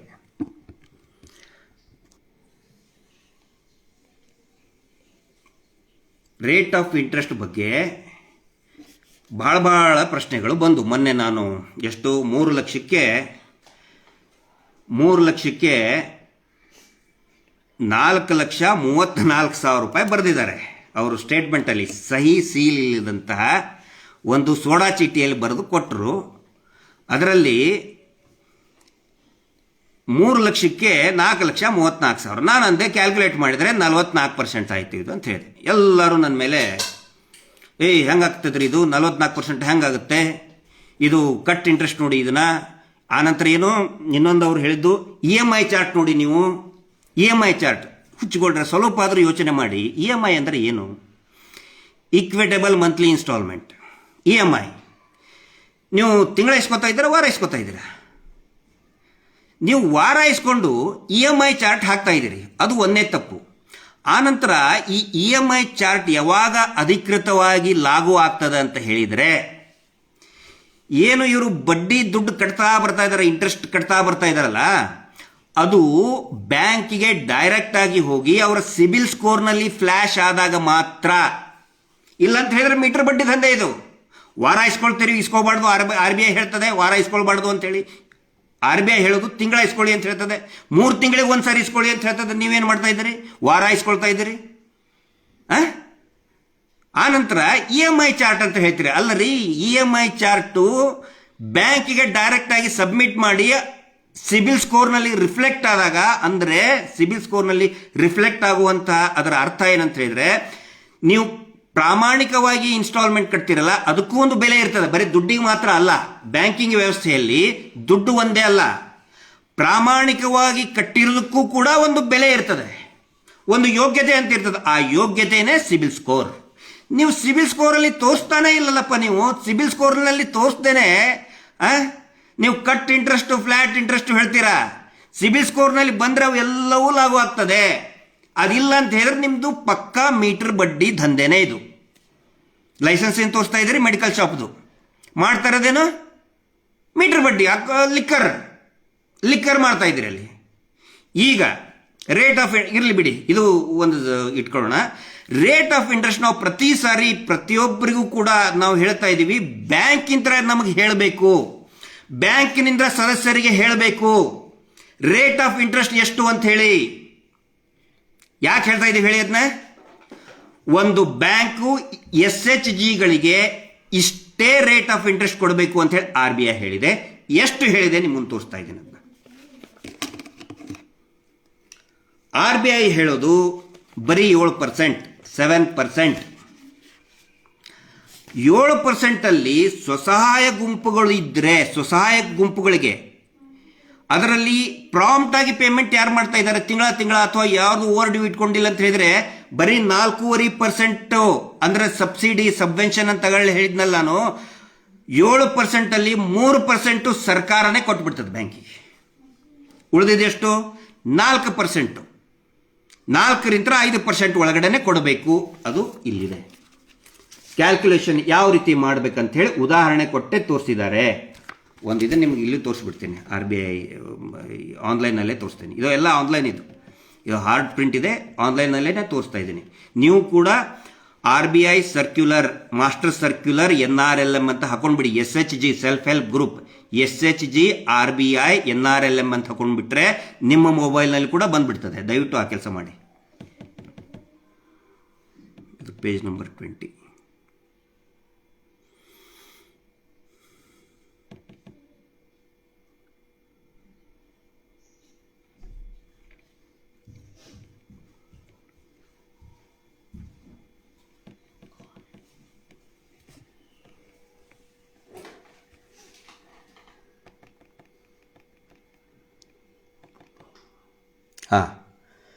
ಇಲ್ಲಿದೆ ನೋಡಿ. ಯಾರು ಏನೇನು ಹೇಳ್ತಿದ್ರಲ್ಲಪ್ಪ, ಅಷ್ಟು ಪರ್ಸೆಂಟ್ ನಮ್ಮದು 14%, 18% ಅಂತ ಡಾಕ್ಯುಮೆಂಟಲ್ಲೇ ಕೊಟ್ಬಿಟ್ಟಿದ್ದಾರೆ. ಆದರೆ ಇದರಲ್ಲಿ ಎಷ್ಟಿದೆ ನೋಡಿ, ದಯವಿಟ್ಟು ನೋಡ್ರಪ್ಪ ಇದರಲ್ಲಿ ಎಷ್ಟಿದೆ, ಇದೆಷ್ಟಿದು? ಕ್ಯಾಲ್ಕುಲೇಷನ್ ಆಫ್ ಇಂಟ್ರೆಸ್ಟ್ ಸಬ್ವೆನ್ಷನ್ ಮೂಲ ಇರೋದು 7% ಮಾತ್ರ, ಓನ್ಲಿ 7%. ಯಾವ 14 ಇಲ್ಲ, 18 ಇಲ್ಲ, 20 ಇಲ್ಲ, 40% ಇಲ್ಲ, ಬರೀ ಎಷ್ಟು? 7% ಇರೋದು ಮಾತ್ರ, 7%. ಯಾರು ಪ್ರಾಂಪ್ಟ್ ಆಗಿ ತುಂಬ್ತಾರೆ ಅವ್ರಿಗಿರೋದು ಇಲ್ಲಿ ಮಾರ್ಕ್ ಮಾಡಿದೆ ನೋಡಿ, 4.5% ಮತ್ತು at 5%. ಅದಕ್ಕೆ ಕ್ಯಾಲ್ಕುಲೇಷನ್ ಮಾಡಿ ಅನೇಕ ಉದಾಹರಣೆಗಳನ್ನು, ಇಲ್ಲಸ್ಟ್ರೇಷನ್ಗಳನ್ನು ನೋಡಿ. ಇಲ್ಲಸ್ಟ್ರೇಷನ್ ಅಂದರೆ ಉದಾಹರಣೆ. ಲೋನ್ ಅಮೌಂಟ್ ಸ್ಯಾಂಕ್ಷನ್ಡ್ 8 ಲಕ್ಷಕ್ಕೆ ಎಷ್ಟೆಷ್ಟು ಕಟ್ಟಾಗುತ್ತೆ, ಸಬ್ವೆನ್ಷನ್ ಆದಮೇಲೆ ಎಷ್ಟು ಬರ್ತದೆ, ಎಲ್ಲವನ್ನು ಕೂಡ ಇದರಲ್ಲಿ ಸ್ವತಃ RBI ಹೇಳಿದೆ. ಇವರು ಯಾವ 14 ಇಲ್ಲ, 18 ಇಲ್ಲ, ಅಲ್ಲಿರೋದೆಷ್ಟು? ಬರೀ 7% ಮಾತ್ರ. ಯಾರು ನೀವು ಪ್ರಾಂಪ್ಟಾಗಿ ವಾರ ತುಂಬಿದ್ದೀರಿ, ನೀವು ತಿಂಗಳ ಅಲ್ಲ, 3 ತಿಂಗಳಿಗೆ ಒಂದು ಸರಿ ಅಲ್ಲ, ನೀವು ಪ್ರತಿ ವಾರಕ್ಕೆ ವಾರ ಕಟ್ಟಿದ್ದೀರಿ. ಹೀಗಾಗಿ ನಿಮಗೆ ಬರೋದೆಷ್ಟು ಹೇಳಿ? ಬರೀ 4ರಿಂದ 5% ಇಷ್ಟೇ ಬರ್ತದೆ. ಇವರು ಲೂಟಿ ಮಾಡಿದ್ದೆಷ್ಟು, ತೊಗೊಂಡಿದ್ದೆಷ್ಟು ನಿಮ್ಮ ಹತ್ರ? ಆನ್ ರೆಕಾರ್ಡ್ 14% ಅಂತ ಹೇಳ್ತಾರೆ. ಈಗ ನಾವು ಯಾವಾಗ NRLM ಬಗ್ಗೆ ಸ್ಟಾರ್ಟ್ ಮಾಡಿದ್ವಿ, ಈಗ ಹೊಸ ರಾಗ ತೆಗೆದಿದ್ದಾರೆ ಸ್ನೇಹಿತರೆ, ಬರೀ 7% ಕೊಡ್ತೀವಿ ನಾವು ಹೇಳ್ತಾ ಇದ್ದಾರೆ. ಈಗ 1 ಲಕ್ಷ ತೊಗೊಂಡ್ರೆ ಈಗ 7%ಕ್ಕೆ ಬಂದ್ರಿ ಈಗ ಮಹಾರಾಜರು. ಇವರ ಪರಿಸ್ಥಿತಿ ಇದು RBI ಏನೇನು ಹೇಳಿದೆ ಅಂಥೇಳಿ. ಈಗ ಬಹಳ ಸಹಜವಾಗಿ ಒಂದು ಪ್ರಶ್ನೆ ಬರ್ತದೆ, NRLMಗೂ ಮತ್ತು ಇದಕ್ಕೆ ಹೆಂಗ್ರಿ ಮತ್ತೆ ಸಂಬಂಧ? ನೀವು ಹೆಂಗೆ ಹೇಳ್ತೀರಪ್ಪ, NRLM ಒಳಗೆ ಇದನ್ನು ಸೇರಿಸಿದ್ದಾರೆ ಇಲ್ಲ ಅಂಥೇಳಿ ಪ್ರಶ್ನೆ ಬರ್ತದಲ್ಲ. NRNನಲ್ಲಿ ಇದರಲ್ಲಿ ಸೇರಿಸಿದಾರೋ ಇಲ್ಲೋ ಅನ್ನೋದನ್ನು ಉದಾಹರಣೆ ಕೊಟ್ಟು ಆನ್ಲೈನ್ನಲ್ಲಿ ನಿಮಗೆ ತೋರಿಸ್ತಾ ಇದ್ದೀನಿ, ದಯವಿಟ್ಟು ಇದನ್ನು ಗಮನಿಸಿ. ಇದು SHG report, self help group NRLM. ಇದು ನಂದು ವೆಬ್ಸೈಟ್ ಅಲ್ಲ, ಗಿರೀಶ್ ಮಟ್ಟಣ್ಣ ಅವ್ರ ವೆಬ್ಸೈಟು, ಮಹೇಶ್ ಶೆಟ್ಟಿ ತಿಮರೋಡಿ ವೆಬ್ಸೈಟ್ ಅಲ್ಲ. ಇದು ಎದರದಿದು? ಆಜೀವಿಕಾ, ಭಾರತ ಸರ್ಕಾರ, government of India, sorry,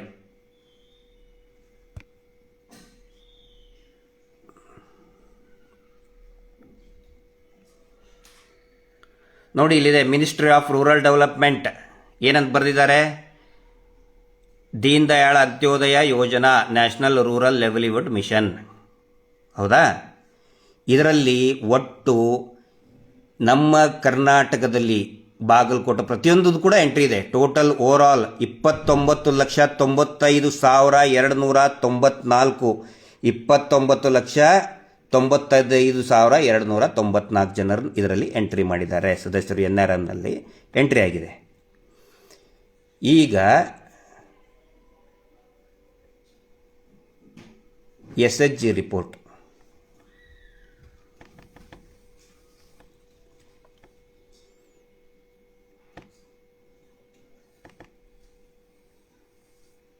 search ಮಾಡ್ತೀನಿ ಈಗ.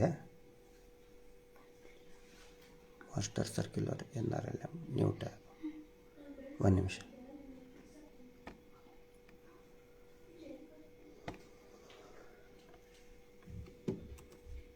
NRLM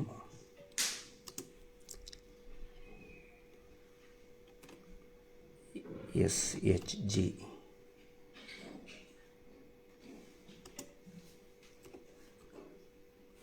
block wise. ಇಲ್ಲಿ ನೋಡಿ,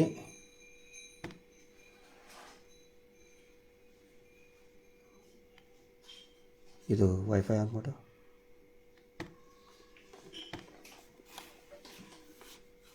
ತಡಿ ಒಂದು ನಿಮಿಷ.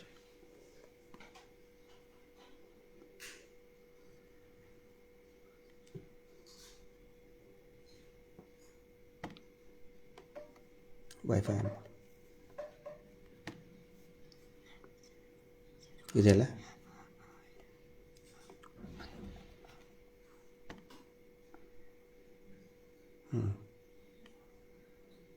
ಸ್ಟಾರ್ಟ್ ಆಗಿದೆ.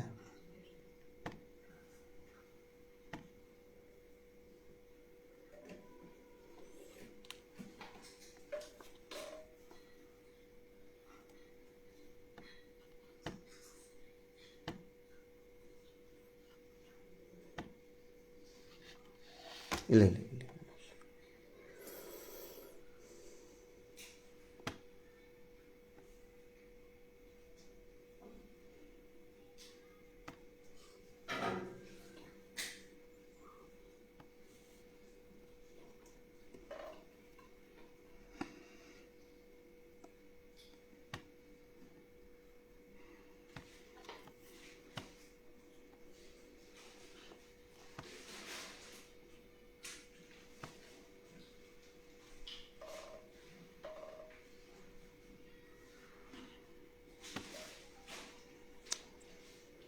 ಇಲ್ಲ ಇದನ್ನು ನೆಟ್ ಹೋಗಿದೆ, ನೆಟ್ ಆನ್ ಮಾಡಿ ಇರಲಿ, ಇದು ನೆಟ್ ಆನ್ ಮಾಡಿ ಎಕ್ಸ್ಪ್ಲೇನ್ ಮಾಡ್ತೀನಿ.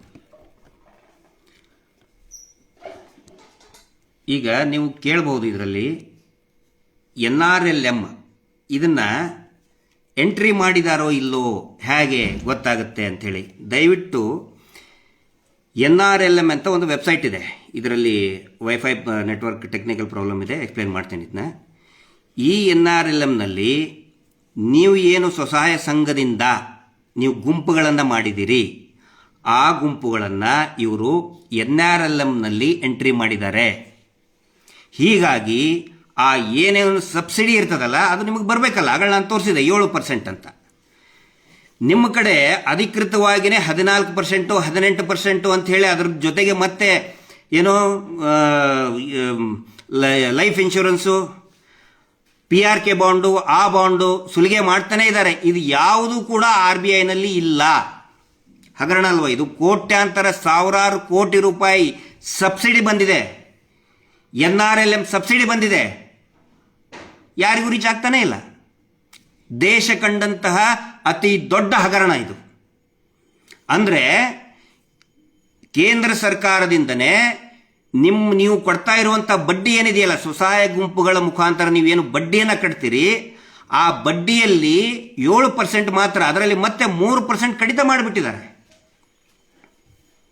ಅದರ ಲಾಭ ಗ್ರಾಹಕರಾದಂತಹ ಸದಸ್ಯರಿಗೆ ಹೋಗಬೇಕೋ ಬೇಡ. ಅಷ್ಟೇ ಅಲ್ಲ, ಅಂತ್ಯೋದಯ ಯೋಜನೆಯಲ್ಲಿ ಟಾಯ್ಲೆಟ್ ಕಟ್ಟಿಸೋದಕ್ಕೆ ದುಡ್ಡು ಕೊಡ್ತಾ ಇದ್ದಾರೆ. ರೀಚ್ ಆಯ್ತಾ ಯಾರಿಗಾದ್ರೂ? ಇಲ್ಲ. ಮನೆ ಕಟ್ಟಿಸ್ಕೊಳ್ಳೋದಕ್ಕೆ ದುಡ್ಡು ಕೊಡ್ತಾ ಇದ್ದಾರೆ, ಯಾರಿಗಾದ್ರೂ ಮುಟ್ತಾ? ಇಲ್ಲ. ಆ ನಂತರ ಎಷ್ಟೋ ಕಂಪ್ಲೇಂಟ್ಗಳು, ದೂರುಗಳು ನಮಗೆ ಬರ್ತಾ ಇದೆ. ನಮ್ಮ ಜನಗಳು ಹೇಳ್ತಾ ಇದ್ದಾರೆ ಏನಂತ ಹೇಳಿದರೆ, ಔಷಧಿಯನ್ನು ಫ್ರೀಯಾಗಿ ಕೊಡ್ತಾರೆ ಅಂತ್ಯೋದಯ ಯೋಜನೆಯಲ್ಲಿ, ಯಾರಿಗೂ ಮುಟ್ತಾ ಇಲ್ಲ. ಯಾಕೆ ಹೇಳಿ? ಎಲ್ಲವನ್ನು ಕೂಡ KYC ಮಾಡಿ ಎಂಟ್ರಿ ಮಾಡಿಬಿಟ್ಟಿದ್ದಾರೆ. ಏನೇ ಲಾಭ ಹೋಗ್ಬೇಕಂದ್ರೂ SKDRDPಗೆ ಹೋಗಬೇಕು, ಅವರು ಖಾತೆಗೆ ಹೋಗಬೇಕು. ನಿಮಗೆ ಡೈರೆಕ್ಟ್ ಯಾವುದು ಸಿಗ್ತಾ ಇಲ್ಲ. ದಯವಿಟ್ಟು ಇದ್ರ ಬಗ್ಗೆ ಎಚ್ಚರವಾಗಿರಿ, ಇದರ ಬಗ್ಗೆ ಗಮನ ಕೈಗೊಳ್ಳಿ. ಮೊನ್ನೆ ಹೇಳಿದ್ರು ಸರ್ ನಮ್ದು BPL ಕಾರ್ಡ್ ಇದೆ, ನಾವು ಮೆಡಿಸಿನ್ ತೊಗೊಳಕ್ಕೆ ಹೋದ್ವಿ, ನಮ್ಗೆ ಕೊಡ್ತಾನೆ ಇಲ್ಲ. ಯಾಕಂತ ಹೇಳಿದ್ರೆ KYC ಅಂದ್ರೆ ನೋ ಯುವರ್ ಕಸ್ಟಮರ್. KYCಯಲ್ಲಿ ನಿಮ್ಮ ಆಧಾರ್ ಕಾರ್ಡ್ ಎಂಟ್ರಿ ಮಾಡಿಬಿಟ್ಟಿದ್ದಾರೆ, ನಿಮ್ಮ ಖಾತೆ ಅಕೌಂಟ್ ಓಪನ್ ಆಗಿಬಿಟ್ಟಿದೆ, ನೀವು ಬ್ಯಾಂಕಿನ ಗ್ರಾಹಕರು. ನೀವು ಯಾವುದೇ ಲಾಭ ನಿಮಗೆ ಸಿಗ್ತಾ ಇಲ್ಲ. ಗುಂಪುಗಳು, ಸ್ವಸಹಾಯ ಗುಂಪುಗಳು ತೋರಿಸಿ SKDRDPದವರು ಅವ್ರ ಅಕೌಂಟಿಗೆ ಹಾಕೊಂಡ್ಬಿಟ್ರು. ಇದು ಹೆಂಗಂತ ಹೇಳಿದ್ರೆ, ಆ್ಯಕ್ಚುಲಿ ಇವರು ನಿಜವಾಗಿ ಇವ್ರ ಕೆಲಸ ಇರೋದೇನಂತ ಹೇಳಿದರೆ, ನಿಮಗೆ ಬ್ಯಾಂಕಿನ ಯೋಜನೆಗಳನ್ನು ಜನಸಾಮಾನ್ಯರಿಗೆ ಕೊಡಬೇಕು. ಅದು BC ಏಜೆಂಟ್ ಕೆಲಸ. ಇವ್ರೇನು ಮಾಡಿದ್ರು, ನೀವು ಹೇಳ್ತೀರಿ ರೇಷನ್ ಅಂಗಡಿ ಭಾಳ ದೂರದ ನಮ್ಮ ಊರಿನ ಹತ್ರ, ನೀವು ತೊಗೊಂಡು ಬಾ ಅಂತ ಒಬ್ರಿಗೆ ಹೇಳ್ತೀರಿ, ಅವ್ನು ತಂದು ಕೊಡ್ಬೇಕು ನಿಮಗೆ ರೇಷನ್. ನೀವು ಕೊಟ್ಟಿರೋಷ್ಟು ದುಡ್ಡು ರೇಷನ್ ತಂದು ಕೊಡಬೇಕು. ಅವನೇನು ಮಾಡ್ತಾನೆ, ಊರಲ್ಲಿ ತಂದೇ ಒಂದಂತ ಗುಡಾನಲ್ಲಿ ಅಕ್ಕಿ, ಬೇಳೆ, ಗೋಧಿ, ಸಕ್ರೆ, ರಾಗಿ ಎಲ್ಲ ತೊಗೊಂಡು ಬಂದು ಇಟ್ಕೊಂಡು 20 ರೂಪಾಯಿ kg ಅಕ್ಕಿ ಇದ್ದರೆ ಅವ್ನು ನಿಮಗೆ 50 ರೂಪಾಯಿ ಮಾರ್ತಾ ಇದ್ದಾನೆ. SKDRDP ಅದೇ ರೀತಿ ಮಾಡ್ತಾ ಇದ್ದಾನೆ. ದಯವಿಟ್ಟು ಅರ್ಥ ಮಾಡ್ಕೊಳ್ಳಿ, ಭಾಳ ಸರಳ ಭಾಷೆಯಲ್ಲಿ ನಿಮಗೆ ಎಕ್ಸ್ಪ್ಲೇನ್ ಮಾಡ್ತಾ ಇದ್ದೇನೆ. ಸರ್ಕಾರ ಅಂತ್ಯೋದಯ ಯೋಜನೆಯಿಂದ ಬರೀ 7% ಇದೆ. ನಿಮಗೆ ಹೆಂಗೆ ಅವರು ಅಧಿಕೃತವಾಗಿ 14%, 18% ಅಂತ ಹೇಳ್ತಾ ಇದ್ದಾರೆ. ಅದರಲ್ಲಿ ಮತ್ತೆ 3% ಕಡಿತ ಸಬ್ಸಿಡಿ ಕೊಟ್ಟಿದ್ದಾರೆ. ಸರ್ಕಾರದವರು ನಿಮಗೆ ಸಬ್ಸಿಡಿ ಕೊಟ್ಟಿದ್ದಾರೆ, ಆದರೆ ಯಾಕೆ ನಿಮ್ಗೆ ಕೊಡ್ತಾ ಇಲ್ಲ? ನಾನು ಇಂಥಲ್ಲಿ ಓಪನ್ ಮಾಡಿ ನಿಮ್ಗೆ ಕಳಿಸ್ತಾ ಇದ್ದೀನಿ, ನನ್ನ ಫೇಸ್ಬುಕ್ಕಲ್ಲೂ ಹಾಕ್ತಾ ಇದ್ದೀನಿ. ಉದಾಹರಣೆಗೆ ಬರೀ ಹಾವೇರಿ ಜಿಲ್ಲೆ ಹಾನಗಲ್ ತಾಲೂಕು ಚಿಕ್ಕ ಉಲ್ಲಾಳ ಗ್ರಾಮದಲ್ಲಿ NRLMನಲ್ಲಿ ಎಂಟ್ರಿ ಇದೆ. ನೀವು ಕೂಡ ನೋಡ್ಬೋದು. NRLMಗೆ ಹೋಗಿ ಅಂತಲ್ಲಿ state wise, state, district, taluk, gram panchayat ಹಾಕಿಬಿಟ್ರೆ ನಿಮ್ಮದು ಸಂಘ ಎಂಟ್ರಿ ಆಗಿದೆಯಿಲ್ಲ ಅಂತ ಬಂದ್ಬಿಡ್ತದೆ. ಆ ಸಂಘಕ್ಕೆ ಸಬ್ಸಿಡಿ ಕೊಡೋದು ಬಿಟ್ಟು ಯಾಕಪ್ಪ ಇವರು 14%, 18% ಅಂತ ಬರ್ಕೊಂತ ಹೇಳ್ಕೊಂಡು ವಸೂಲಿ ಮಾಡ್ತಾ ಇದ್ದಾರೆ. ಇವರು ಹಗರಣ ಅಲ್ಲ ಇದು? ಎಲ್ಲರ ಗಮನಕ್ಕೆ ತರ್ತಾ ಇದ್ದೇನೆ. ಈ ಯೋಜನೆ ಯಾಕೆ ತಗೊಂಡು ಬಂದರು ಅಂತ ಹೇಳಿದರೆ, ಪಂಡಿತ್ ದೀನ್ ದಯಾಳ್ ಉಪಾಧ್ಯಾಯರು ಅವ್ರ ಬಗ್ಗೆ ಒಂದೆರಡು ಮಾತಿನಲ್ಲಿ ನಿಮ್ಗೆ ಹೇಳಬೇಕು ನಾನು. ಈ ದೇಶ ಸ್ವಾತಂತ್ರ್ಯ ನಂತರ, ಈ ದೇಶಕ್ಕೆ ಸ್ವಾತಂತ್ರ್ಯ ಬಂದ ನಂತರ ಈ ದೇಶದ ದೀನ ದಲಿತರ ಬಗ್ಗೆ, ಶೋಷಿತ ಸಮುದಾಯದ ಬಗ್ಗೆ, ಅತ್ಯಂತ ಕಡುಬು ಬಡವರ ಬಗ್ಗೆ ಮಹಾತ್ಮ ಗಾಂಧೀಜಿಯವರ ನಂತರ ಯೋಚನೆ ಮಾಡಿದಂತಹ ವ್ಯಕ್ತಿ ಅಂತ ಹೇಳಿದರೆ ಅದು ಪಂಡಿತ್ ದೀನ್ ದಯಾಳ್ ಉಪಾಧ್ಯಾಯ. ಭಾರತೀಯ ಜನಸಂಘದ ಅಧ್ಯಕ್ಷರು ಆಗಿದ್ದರು. ಸಾಕಷ್ಟು ಕೆಲಸ ಮಾಡಿದರು. ಅವರು ಸಾಕಷ್ಟು ಯೋಜನೆಗಳನ್ನು ಹೇಳಿದರು. ಪೊಲಿಟಿಕಲ್ ಡೈರಿ ಅಂಥೇಳಿ ಅವ್ರದ್ದು. ಪೊಲಿಟಿಕಲ್ ಅಂದರೆ ಈಗಿಂದು ಪಕ್ಷಾಂತರ, ಈ ಪಕ್ಷ ಬಿಟ್ಟು ಆ ಪಕ್ಷಕ್ಕೆ ಹೋಗೋದು, ಇಷ್ಟು ದುಡ್ಡು ತೊಗೊಂಡು ಈ ಪಕ್ಷಕ್ಕೆ ಬರೋದು ಅಲ್ಲ. ಅದರಲ್ಲಿ ಅಂತ್ಯೋದಯ ಯೋಜನೆ ಯಾವ ರೀತಿ ಇದನ್ನು ಮಾಡಬೇಕು, ಈಗೇನು ಅಂತ್ಯೋದಯ ಭಾರತ ಸರ್ಕಾರ ಮಾಡ್ತಾ ಇದೆಯಲ್ಲ, ಪಂಡಿತ್ ದೀನ್ ದಯಾಳ್ ಉಪಾಧ್ಯಾಯ ಅವರ ಮಾರ್ಗದರ್ಶನದಂತೆ ಆದಂತಹ ಈ ಒಂದು ಯೋಜನೆ ಶೋಷಿತ ಸಮುದಾಯಕ್ಕೆ, ಬಡ ರೈತರಿಗೆ, ಶೋಷಿತ ಪೀಡಿತ ಸಮುದಾಯಕ್ಕೆ ಅನುಕೂಲ ಆಗಲಿ ಅಂತೇಳಿ ಕೊಟ್ಟಂಥ ಈ ವ್ಯಕ್ತಿ ಪಂಡಿತ್ ದೀನ್ ದಯಾಳ್ ಉಪಾಧ್ಯಾಯ. ಇವರ ಹೆಸರಿನಲ್ಲಿ ಭಾರತ ಸರ್ಕಾರ ಅನೇಕ ಯೋಜನೆಗಳನ್ನು ಮಾಡಿದೆ. ಆದರೆ ಈ ವ್ಯಕ್ತಿ ಹೇಳೋಕ್ಕೆ ನಮಗೆ ಬಹಳ ಬೇಜಾರಾಗ್ತದೆ. ಅದೇ ಭಾರತೀಯ ಜನತಾ ಪಕ್ಷದ ರಾಜ್ಯದ ಸಭಾ ಸದಸ್ಯ ಅಂತ ಇರುವಂಥ ಈ ವ್ಯಕ್ತಿ ಬಡವರ ಪಾಲಿಗೆ ಬಂದಂತಹ ಸಾವಿರಾರು ಕೋಟಿ ಬಡ್ಡಿಯನ್ನು ತೋರಿಸೇ ಇಲ್ಲ. ಪಾರದರ್ಶಕತೆ ಅಂದರೆ ಹೇಳಬೇಕಲ್ಲಪ್ಪ ಅವರು. ಅವರು ಅದು NRL ಇಷ್ಟು ದುಡ್ಡು ಬಂದಿದೆ, ಇಷ್ಟು ಸಬ್ಸಿಡಿ ಬಂದಿದೆ ಅಂತೇಳಿ ಯಾರಿಗೂ ಹೇಳಲಿಲ್ಲ. ಇದು ಈ ದೇಶ ಕಂಡಂತಹ ಅತಿ ದೊಡ್ಡ ಫಿನಾನ್ಷಿಯಲ್ ಸ್ಕ್ಯಾಂಡಲ್, ಹಣಕಾಸಿನ ಹಗರಣ ಇದು. ನೀವೇ ಹೇಳಿ, ನಾನು ನಿಮಗೆ ಮುಕ್ತವಾಗಿ ಯೋಚನೆ ಮಾಡೋದಕ್ಕೆ ಬಿಡ್ತೀನಿ. ನಾನು ಹೇಳಿದ್ದೆ ಕೇಳಬೇಕು ಅಂತ ಹೇಳಲ್ಲ. ಮಟ್ಟಣ್ಣವ್ರು, ಗಿರೀಶ್ ಮಟ್ಟಣ್ಣವ್ರು ಸುಳ್ಳು ಹೇಳ್ತಾರೆ ಅಂತಲೇ ತಿಳ್ಕೊಳ್ಳಿ. ಒಂದು ಸರ್ಕಾರದ ಯೋಜನೆಯಲ್ಲಿ 3% ಬಡ್ಡಿ ಮನ್ನಾ ಮಾಡಿದರೆ, ಆ ಬಡ್ಡಿ ಮನ್ನಾ ಮಾಡದೆ ಅದಕ್ಕಿಂತಲೂ ಡಬಲ್ 7% ಇದ್ದಿದ್ದು 14% ತಗೊಳ್ಳೋದು ಹಗರಣ ಹೌದು ಅಲ್ಲೋ? 420 ಶ್ರೀಯುತ ವೀರೇಂದ್ರ ಹೆಗಡೆ ಅವರು ಮಾಡ್ತಾ ಇರೋದು 420 ಕೆಲಸ ಹೌದೋ ಅಲ್ಲೋ ಜನಾನೇ ತೀರ್ಮಾನ ಮಾಡಲಿ, ಸಂಘದ ಸದಸ್ಯರೇ ತೀರ್ಮಾನ ಮಾಡಲಿ. ಇದು ನಾನು ಎಲ್ಲರ ಗಮನಕ್ಕೆ ತರ್ತಾ ಇದ್ದೀನಿ. ನೀವು ಕೇಳ್ಬೋದು, ಇದರಲ್ಲಿ ಮತ್ತೆ ಯಾಕೆ BD ಅವರು ಇವರು ಇದರಲ್ಲಿ ಮಾಡ್ತಾ ಇಲ್ಲ? ಕೇಂದ್ರ ಸರ್ಕಾರದ ಸಚಿವರನ್ನೇ ಕರೆಸಿ ಸನ್ಮಾನ ಮಾಡಿಬಿಡ್ತಾರೆ, ಮುಖ್ಯಮಂತ್ರಿಗಳನ್ನೇ ಸನ್ಮಾನ ಮಾಡ್ತಾರೆ, ಇನ್ನೇನು ಕ್ರಮ ತಗೊಳ್ತಾರೆ.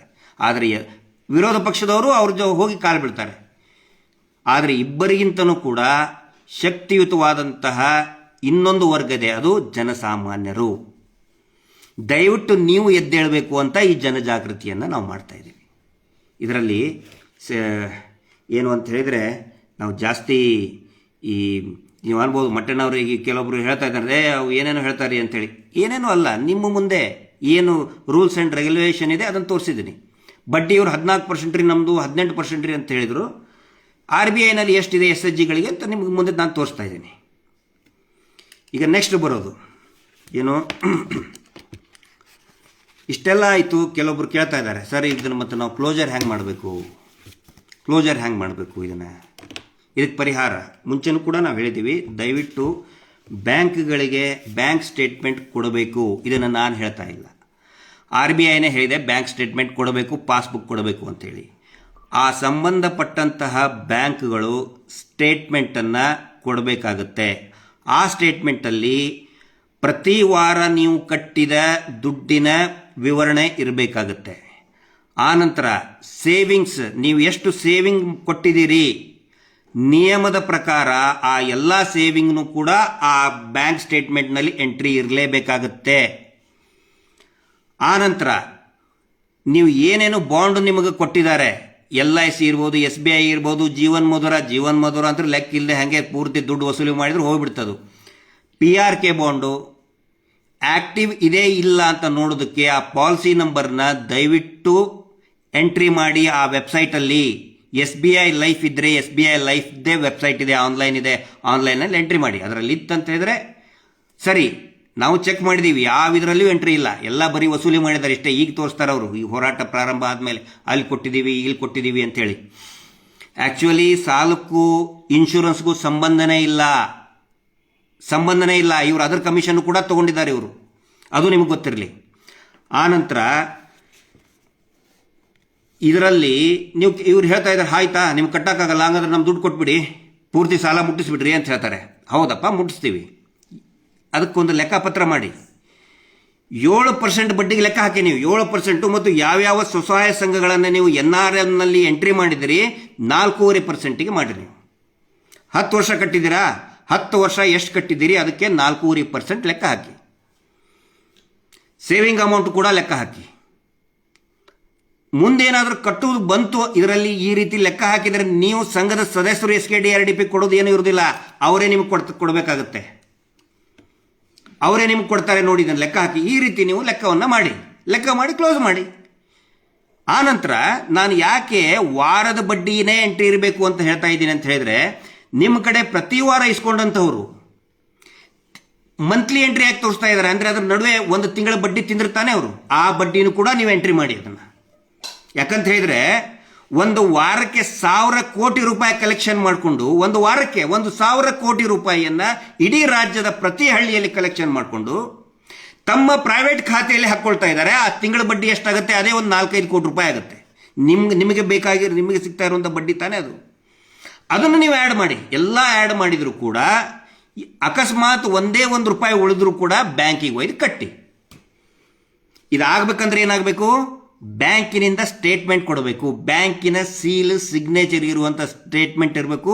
ಮತ್ತು ನೀವು ಪ್ರಾಮಾಣಿಕವಾಗಿ ಏನು ಕಟ್ಟಿದ್ದೀರಲ್ಲ ಸಿಬಿಲಲ್ಲಿ ಎಂಟ್ರಿ ಆಗಬೇಕು. ಈಗ ಸುಳ್ಳು ಸುದ್ದಿ ಹಬ್ಬಿಸ್ತಾ ಇದ್ದಾರೇನು, ಸಿಬಿಲಲ್ಲಿ ಬರಲ್ಲ ಅಂತೇಳಿ. ಆಯ್ತಪ್ಪ, ಸಿಬಿಲ್ ಸ್ಕೋರ್ ಕಡಿಮೆ ಆಗುತ್ತೆ ಅಂತ ಹೇಳಿದ್ರೆ ಪ್ರಾಮಾಣಿಕವಾಗಿ 10 ವರ್ಷ 5 ವರ್ಷ 2 ವರ್ಷ ಕಟ್ಟಿದಾರಲ್ಲ, ಸಿಬಿಲ್ ಇನ್ಕ್ರೀಸ್ ಆಗಬೇಕಲ್ಲ, ಯಾಕೆ ಆಗ್ತಾ ಇಲ್ಲ? ಕರೆಕ್ಟ್ ಹೋಗ್ತಾನೆ ನಾನು ಕೇಳೋದು. ಈಗ ಇಲ್ರಿ ನಿಮ್ಮ ಸಿಬಿಲ್ ಸ್ಕೋರ್ ಕಟ್ ಆಗುತ್ತೆ. ಸಿಬಿಲ್ ಸ್ಕೋರ್ ಈಗ ಕಟ್ಟಲಿಲ್ಲ ಅಂದರೆ ಕಟ್ ಆಗುತ್ತೆ ಅಂತಂದರೆ ಪ್ರಾಮಾಣಿಕವಾಗಿ ಕಟ್ಟಿದಾಗ ಯಾಕೆ ಇನ್ಕ್ರೀಸ್ ಆಗಲಿಲ್ಲ? ಅದನ್ನು ಇನ್ಕ್ರೀಸ್ ಮಾಡಿ ತೋರಿಸ್ರಿ. ಮೊದಲು ನೀವು ಕಟ್ಟಬೇಕು, ನಿಮಗೆ ಇನ್ನೂ ಬಾಕಿ ಕಟ್ಟಬೇಕು ಅಂತ ಹೇಳಿದರೆ ದಯವಿಟ್ಟು ಅದನ್ನು ಇನ್ಕ್ರೀಸ್ ಮಾಡಿ ತೋರಿಸಿ. ಇಷ್ಟೆಲ್ಲ ಆದರೆ ನಾನು ಹೇಳ್ತಾ ಇದ್ದೀನಿ, ನೀವು ಅವರಿಗೆ ಕಟ್ಟೋದಲ್ಲ, ಸಂಘದ ಸದಸ್ಯರು SKDRDPದವ್ರಿಗೆ ವೀರೇಂದ್ರ ಹೆಗಡೆ ಸಂಘಕ್ಕೆ ಕಟ್ಟೋದಲ್ಲ, ವೀರೇಂದ್ರ ಹೆಗಡೆಯವರು ನಿಮ್ಗೆ ಕೊಡಬೇಕಾಗಿ ಬರ್ತದೆ. ಲೆಕ್ಕ ಹಾಕಿ ನೋಡಿ ಇದನ್ನು. ಇಷ್ಟು ಇವತ್ತಿನ ದಿನ ನಾನು ನಿಮಗೆ ಹೇಳಬೇಕಾಗಿತ್ತು. ಇದು NRLM ಪೋರ್ಟಲ್ದನ್ನು ದಯವಿಟ್ಟು ಎಲ್ಲರೂ ಕೂಡ ನೋಡಿ. ಮತ್ತು ಗ್ರಾಮದಲ್ಲಿರುವಂತಹ ಎಲ್ಲ ಯುವಕರಿಗೆ ನಾನು ವಿನಂತಿ ಮಾಡ್ಕೊಳ್ತಾ ಇದ್ದೀನಿ. ಈಗ ಇದು ಓಪನ್ ಆಗಿದೆ, ಒಂದು ಪ್ರಯತ್ನ ಮಾಡಿ ನಿಮಗೆ ತೋರಿಸ್ತಾ ಇದ್ದೀನಿ. ಏನಾದರೂ ಟೆಕ್ನಿಕಲ್ ಡಿಸ್ಟರ್ಬೆನ್ಸ್ ಇರಲಿಲ್ಲ ಅಂದರೆ ತೋರಿಸ್ತೀನಿ. ನಾನು ಎಂಟ್ರಿ ಮಾಡ್ತಾ ಹೋಗ್ತಾ ಇದ್ದೀನಿ. ಇಲ್ಲಿ NRLM ಮದ್ದಿದು NRLM ಡಾಟಾ ದಯವಿಟ್ಟು ನೋಡಿ. ಇದನ್ನು ಸ್ಟೇಟ್ ಕರ್ನಾಟಕ,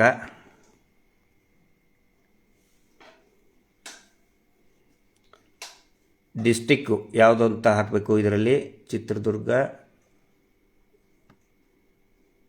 ಹಾವೇರಿ ಅಂತ ಹಾಕಿದೆ. ಬ್ಲಾಕ್ ಅಂದರೆ ತಾಲೂಕು ಹಾನಗಲ್ ತಾಲೂಕು. ಗ್ರಾಮ ಪಂಚಾಯತ್ ಆಲ್ ಅಂತ ಇದೆ. ಗ್ರಾಮ ಪಂಚಾಯತ್ ಹೇರೂರು ಅಂತ ಮೊನ್ನೆ ನಾವು ಹೋಗಿದ್ವಲ್ಲ ಹಾನಗಲ್ಲಲ್ಲಿ, ಅದು. ಆನಂತರ ವಿಲೇಜ್ ಯಾವುದು ಅಂತ ಚಿಕ್ಕುಲ್ಲಾಳ ಅಂತ ಹಾಕ್ತೀನಿ. ದಯವಿಟ್ಟು ನೋಡಿ ಇದನ್ನು. ಸಬ್ಮಿಟ್ ಅಂತ ಕೊಟ್ಟೆ. ಎಂಟ್ರಿ ಇದರಲ್ಲಿ ಎಷ್ಟು ಸಂಘಗಳು, ಎಷ್ಟು ಜನರದು, ನಾನು 100 ಅಂತ ಕೊಡ್ತೀನಿ. ಈಗ ನಿಜವಾದ ಪರಿಸ್ಥಿತಿ ಬರ್ತದೆ, ನಿಮ್ಗೆ ಗೊತ್ತಾಗುತ್ತೆ. ಅದರಲ್ಲಿ ಬರ್ತಾ ಇದೆ ನೋಡಿ, ಈಗ ಬರ್ತಾ ಇದೆ. ಇಲ್ಲಿ ನೋಡಿ, ದ್ಯಾಮವ್ವಾದೇವಿ ಸಂಘತೆ ಕರ್ನಾಟಕ, ಹಾವೇರಿ, ಕರ್ನಾಟಕ. ಇದು ನೀವು ನೋಡ್ಬೋದು. ನಾನು ನಿಮ್ಗೆ ಟ್ರಯಲ್ ತೋರಿಸ್ತಾ ಇದ್ದೀನಿ. ಇದನ್ನ ಆನ್ಲೈನಲ್ಲಿ ದಯವಿಟ್ಟು ಅರ್ಥ ಮಾಡ್ಕೊಳ್ಳಿ. ನಾನು ಆನ್ಲೈನಲ್ಲಿ ಇದ್ದೇನೆ, ಇಂಟರ್ನೆಟ್ಟಲ್ಲಿ ವೈಫೈ ಆನ್ ಮಾಡಿ ನಿಮಗೆ ತೋರಿಸ್ತಾ ಇದ್ದೀನಿ. ನಾನು ಯಾವುದೋ ದಾಖಲೆಯನ್ನು ಯಾರ್ದೋ ನಾನು ರೆಡಿ ಮಾಡಿದ್ದು ಇವ್ರು ಮಾಡ್ತಾರಲ್ಲ, ಇವರೇ ಒಂದು ಪ್ರಿಂಟ್ಔಟ್ ತೊಗೊಂಡು ಮೊನ್ನೆ ಒಂದು ಪ್ರೆಸ್ ಮೀಟ್ನಲ್ಲಿ ತಂದು ಕೊಟ್ಟ, ಅದು ಚುಮ್ಮೋರಿ ಮಿರ್ಚಿ ಬಜ್ಜಿ ತಿನ್ನೋಕ್ಕೂ ಇಷ್ಟೇ ಬರ್ತದೆ, ಅಂಥದ್ದಲ್ಲ. ಆನ್ಲೈನ್ನಲ್ಲಿ ಭಾರತ ಸರ್ಕಾರದ ಮಿನಿಸ್ಟ್ರಿ ಆಫ್ ರೂರಲ್ ಡೆವಲಪ್ಮೆಂಟ್ ಆಯೋಜಿಸಿದಂತಹ ಅಂತ್ಯೋದಯ ಯೋಜನೆ NRLM ವೆಬ್ಸೈಟನ್ನು ಓಪನ್ ಮಾಡಿ ತೋರಿಸ್ತಾ ಇದ್ದೀನಿ. ರಾಜ್ಯ ಕರ್ನಾಟಕ, ಹಾವೇರಿ, ಹಾನಗಲ್ಲು, ಗ್ರಾಮ ಪಂಚಾಯತಿ ಹೇರೂರು, ವಿಲೇಜ್ ಚಿಕ್ಕುಲ್ಲಾಳ, SHG ನೇಮ್ ನೋಡಿ. ಇಲ್ಲಿ ದ್ಯಾಮವ್ವಾದೇವಿ ಸಂಘ ಇದೆ, ಇಷ್ಟೊಂದಿದೆ. ಇದರಲ್ಲಿ ಹೆಸರುಗಳಿದ್ದಾವೆ. ಗೌರವ, ಗೀತಾ, ಹೆಸರು ಬೇಡ ತನಿಸ್ತದೆ. ಇಲ್ಲಿ ನೋಡಿ, ಚಿಕ್ಕುಲ್ಲಾಳದು ದ್ಯಾಮವ್ವಾದೇವಿ. ಆನಂತರ Dharmashree, SHG self help group. ಆನಂತರ ಕನ್ನಡಾಂಬೆ ಸ್ತ್ರೀ ಶಕ್ತಿ ಸಂಘ ಇವೆಲ್ಲಕ್ಕೂ ಕೂಡ ಎಷ್ಟು ಪರ್ಸೆಂಟು? 4-5%. ಇಷ್ಟೇ. ಸಾಯಿಬಾಬಾ ಅದು ಫೋನ್ ಮಾಡ ಸರ್, ಫೋನ್ ಮಾಡು. ಇದು NRLMನಿಂದ ಡೈಲ್ ಮಾಡ. NRLM ವೆಬ್ಸೈಟ್ನಲ್ಲಿ ಇದು SKDRDPದವ್ರು ಕೊಟ್ಟಿದ್ದಲ್ಲ ಇದನ್ನು. ಈ ಧರ್ಮಸ್ಥಳ ಏನು ವೀರೇಂದ್ರ ಜೈನ್ ಅವ್ರು ಕೊಟ್ಟಿದ್ದ ಇದ್ರದ್ದು ಅಲ್ಲ, ಇದು ಭಾರತ ಸರ್ಕಾರದ. ನೋಡಿ ಇಲ್ಲಿ ಭಾರತ ಸರ್ಕಾರದ್ದೇ ವೆಬ್ಸೈಟ್ನಲ್ಲಿ ನಿಮ್ಮ ಊರಿನ SHG. ಒಂದು ನಿಮಿಷ, ಈಗ ಆ ಊರಿನವ್ರಿಗೆ ಒಬ್ಬರಿಗೆ ಫೋನ್ ಮಾಡಿದ್ದೀನಿ, ಯಾಕಂದರೆ ನಾಳೆ ಮಟ್ಟಣ್ಣವ್ರು ಯಾರ್ದು ಅದು ನೀವು ಇನ್ನೊಂದು ಕೇಳ್ಬೋದು, ಇದು ಧರ್ಮಸ್ಥಳದ್ದೇ ಹೌದೋ ಅಲ್ಲ ಅಂಥೇಳಿ. ಈಗ ಆ ಚಿಕ್ಕ ಉಲ್ಲಾಳದವರು ನನ್ನ ಜೊತೆ ಈಗ ಲೈನಲ್ಲಿದ್ದಾರೆ. ನಮಸ್ಕಾರ. ಸರ್ ನಮಸ್ತೆ. ನಮಸ್ತೆ. ಈಗ ಆನ್ಲೈನಲ್ಲಿದ್ದೀನಿ. ಹಾಂ ಸರ್. ಈ ತಮ್ಮದು ಊರು ಯಾವುದು? ಚಿಕ್ಕ ಉಲ್ಲಾಳ ಸರ್. ಚಿಕ್ಕ ಉಲ್ಲಾಳ, ಹಾವೇರಿ ಜಿಲ್ಲೆ ಚಿಕ್ಕ ಉಲ್ಲಾಳ. ಹಾಂ ಸರ್. ಈ ದ್ಯಾಮವ್ವ ದೇವಿ ಸಂಘ ಅಂತಿದೆಯಲ್ಲ, ನಿಮ್ಮ ಊರಿಂದನ? ಹಾಂ, ನಮ್ಮೂರದ ಸರ್ ಅದು. ಯಾರು ಮಾಡಿದ್ದದನ? ಹೆಣ್ಮಕ್ಳು ಸರ್, ಧರ್ಮಸ್ಥಳ ಸಂಘದವ್ರು ಮಾಡಿರ್ತಾರೆ. ಧರ್ಮಸ್ಥಳದ ಸಂಘದವರೇ ಮಾಡಿದ್ದ? ಹೌದ್ರಿ. ಇದರಲ್ಲಿ ಇನ್ನೊಂದಿದೆ, ಯಾವುದು ಸಾಯಿಬಾಬಾ ಅಂತಿದೆ. ಹೌದು ಸರ್, ಅದು ನಮ್ಮೂರದ ತೋರಿಸಿ. ನಿಮ್ಮ ಊರ್ದ ಹೌದಲ್ಲ? ಹೌದ್ರಿ ಹೌದು. ನಿಮ್ಮೂರದ್ದೇ ಅದು. ಆನಂತರ ಸಾಯಿಬಾಬಾನು ನಿಮ್ಮದೇ. ಹೌದ್ರಿ ಹೌದು. ಈಗ ಪರ್ಸೆಂಟೇಜ್ ಎಷ್ಟು ಅಂತ ಬರ್ಕೊಂಡ್ರು ಅವರು? ಎಷ್ಟು ಸರ್ ಇಂಟ್ರೆಸ್ಟ್ ಏನು ಸರ್? Interest 14% sir. 14% ಅಂತ ಹೇಳ್ತಾರೆ ಹೌದಲ್ಲ ನಿಮ್ಗೆ ಅವರು? ಹೌದು ಸರ್ ಹೌದು. ಲೆಕ್ಕ ಹಾಕಿ 14% ಕಟ್ಟಿದೆ. ಹಾಂ, 14% ಮತ್ತು ಇದನ್ನಂತ ಹೇಳ್ತಾರೆ ನಿಮ್ಗೆ ಅವರು. ಹೌದು. ಸರಿ ಸರಿ ಸರಿ, ಓಕೆ. Okay sir. ನಾನು ಇದನ್ನು ಯಾಕೆ ನಿಮಗೆ ತೋರಿಸಿದ್ದೀನಿ ಅಂತ ಹೇಳಿದರೆ, ನಾಳೆ ಯಾರಾದರೂ ಯಾರ್ದೋ ಊರಿಂದು ಇದು ಧರ್ಮಸ್ಥಳ ಸಂಘದ್ದೇ ಅಲ್ಲ ಅಂತ ಹೇಳ್ಬೋದು ಅಂತೇಳಿ ತೋರಿಸಿದೆ. 7% ಇದ್ದಿದ್ದನ್ನು RBI 7% ಹೇಳಿದ್ದನ್ನು ಇವರು 14% ಅಂತ ಹೇಳ್ತಾರೆ. ಆಮೇಲೆ ಮತ್ತೆ ತಾರಾತಿಗಡಿ ಮಾಡಿ ವಾರ ಆದ ಕಟ್ಟು, ಬುಕ್ಕಿನ ರೇಟು, ಆನಂತರ ಆ ಬಾಂಡು ಈ ಬಾಂಡು ಅಂತಂದು ಹೇಳ್ಕೊಂಡು ಯಾರೀಗ ಕಲ್ತವ್ರಿದ್ದಾರೆ ಅವ್ರಿಗೆ 14% ತುಂಬಿಸ್ಕೋತಾರೆ. ಯಾರಿಗೆ ಕಲ್ತಿರಂಗಿಲ್ಲ 40% ಮೇಲೆ ಮೊನ್ನೆ ತೋರಿಸಿದ್ನಲ್ಲ ಆ ಡಾಕ್ಯುಮೆಂಟ್ 40% ಮೇಲೆ ಕಟ್ಟಿಸ್ಕೊಂಡು ಹೋಗ್ತಾರೆ. ಇದು ಒಂದು ಈ ದೇಶದ ಅತಿ ದೊಡ್ಡ ಹಗರಣ. ಸರ್ಕಾರ ಏನು ಬರೀ 7% ಅಥವಾ 4.5% ಕೊಡ್ತದೆ, ಅದನ್ನು ಜನ ಸಮುದಾಯಕ್ಕೆ ಕೊಡದೇನೆ ಇವರೇನು ಮಾಡ್ತಾ ಇದ್ದಾರೆ, ಅದನ್ನು ಮುಚ್ಚಿಟ್ಕೊಂಡಿದ್ದಾರೆ. ಇದರಲ್ಲಿ ಇನ್ನೂ ಒಂದು ನಾನು ಚೆಕ್ ಮಾಡಿ ನೀವು ಹೇಳ್ಬೋದು ಇದನ್ನು, ಹಾಗಿದ್ರೆ ಇವರು ಎಂಟ್ರಿ ಮಾಡ್ತಾರ ಹೇಗೆ ಅಂಥೇಳಿ ಅದನ್ನು ನಿಮ್ಗೆ ತೋರಿಸ್ಬಿಡ್ತೀನಿ. ಇವರು ಎಂಟ್ರಿ ಮಾಡಿದಾರ ಹೇಗೆ, NRLMನಲ್ಲಿ ಇವರೇ ಎಂಟ್ರಿ ಹೆಂಗೆ ಮಾಡಿದ್ದಾರೆ ಅಂಥೇಳಿ.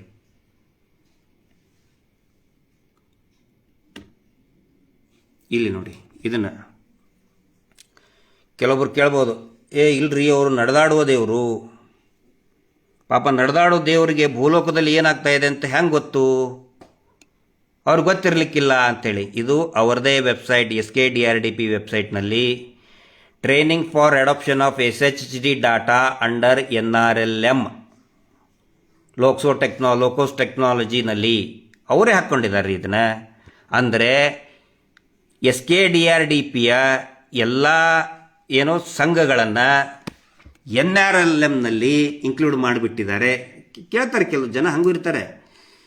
ಆಯ್ತು ರೀ, ಪಾಪ ಅವ್ರಿಗೆ ಗೊತ್ತಿರಲಿಕ್ಕಿಲ್ಲ. NRLMನವರೇ ಗೌರ್ಮೆಂಟ್ನವರೇ ಎಂಟ್ರಿ ಮಾಡಿರ್ಬೇಕು. ಗೌರ್ಮೆಂಟ್ನಲ್ಲ, ಇವರು ಎಂಟ್ರಿ ಮಾಡಿದ್ದಾರೆ. ಅದಕ್ಕೆ ನಾನು ನಿಮಗೆ ತೋರಿಸಿದೆ. ನೀವು NRLM SKDRDP ಅಂತ ಹೊಡಿರಿ, ಎಲ್ಲ ಬರ್ತದೆ. ಆ ವೆಬ್ಸೈಟ್ನಲ್ಲಿ ಇವರು ಪಾರದರ್ಶಕತೆ, ಇಡೀ ಜಗತ್ತಲ್ಲಿ ದೇಶದಲ್ಲೇ ಪಾರದರ್ಶಕ ಇರುವಂಥ ಏಕೈಕ ಲಾಭರಹಿತ ಟ್ರಸ್ಟ್ ಅಂತ ಹೇಳ್ತಾರಲ್ಲ, ಎಷ್ಟು ಸಂಘಗಳನ್ನು ನಾವು NRLMನಲ್ಲಿ ಇನ್ಕ್ಲೂಡ್ ಮಾಡ್ಕೊಂಡಿದ್ದೀವಿ ಅದನ್ನು ಹಾಕಬೇಕೋ ಬೇಡ, ಎಷ್ಟು ಸಬ್ಸಿಡಿ ಬಂತು ಸರ್ಕಾರದಿಂದ ಅದನ್ನು ಹಾಕಬೇಕೋ ಬೇಡ, ಯಾವುದನ್ನು ಹಾಕಿಲ್ಲ. ಹಗರಣ ಹೌದಲ್ಲ ಇದು? ಬಡ ಜನರಿಗೆ ಬಂದಂತಹ ಸರ್ಕಾರ ಕೊಟ್ಟಂತಹ ಯೋಜನೆಗಳನ್ನು, ಸರ್ಕಾರ ಕೊಟ್ಟಂತಹ ಸಬ್ಸಿಡಿಗಳನ್ನು ಮುಚ್ಚಿಟ್ಕೊಂಡು ತಾವೇ ನುಂಗಿ ನೀರು ಕುಡಿದಿದ್ದಾರೆ. ಹಗರಣ ಹೌದೋ ಅಲ್ಲೋ ಇದು? ನಾನು ಹೇಳಲ್ಲ. 420 ಕೆಲಸ ಹೌದೋ ಅಲ್ಲೋ? ನಾನು ಜನರಿಗೆ ಬಿಡ್ತಾ ಇದ್ದೀನಿ ಇದನ್ನ, ನಾನು ಹೇಳ್ತಾ ಇಲ್ಲ. ಜನರು ಯೋಚನೆ ಮಾಡಲಿ. ಇದರಲ್ಲಿ ನಾನು ತೋರಿಸಿದ್ನಲ್ಲ, ಈಗ ಕೇಳ್ತಾ ಇದ್ರಿ, ಈಗ ಒಬ್ಬರು ಯಾರೋ ಹಾಕ್ತಾ ಇದ್ದಾರೆ, ನನಗೆ 1 ಲಕ್ಷ ಬೇಕು ಕೊಟ್ಬಿಡು, ಒಂದು ಎಷ್ಟು ಸುಳ್ಳು ಅಪಪ್ರಚಾರವನ್ನು ಹಬ್ಬಿಸಿದ್ದಾರೆ, ಒಂದು ಥೇರಿಯನ್ನು ಕ್ರಿಯೇಟ್ ಮಾಡಿದ್ದಾರೆ ಅನ್ನೋದನ್ನು ನಿಮಗೆ ಎಕ್ಸ್ಪ್ಲೇನ್ ಮಾಡ್ತಾ ಇದ್ದೀನಿ. ಇವತ್ತು ಹೇಳಲೇಬೇಕಂತ.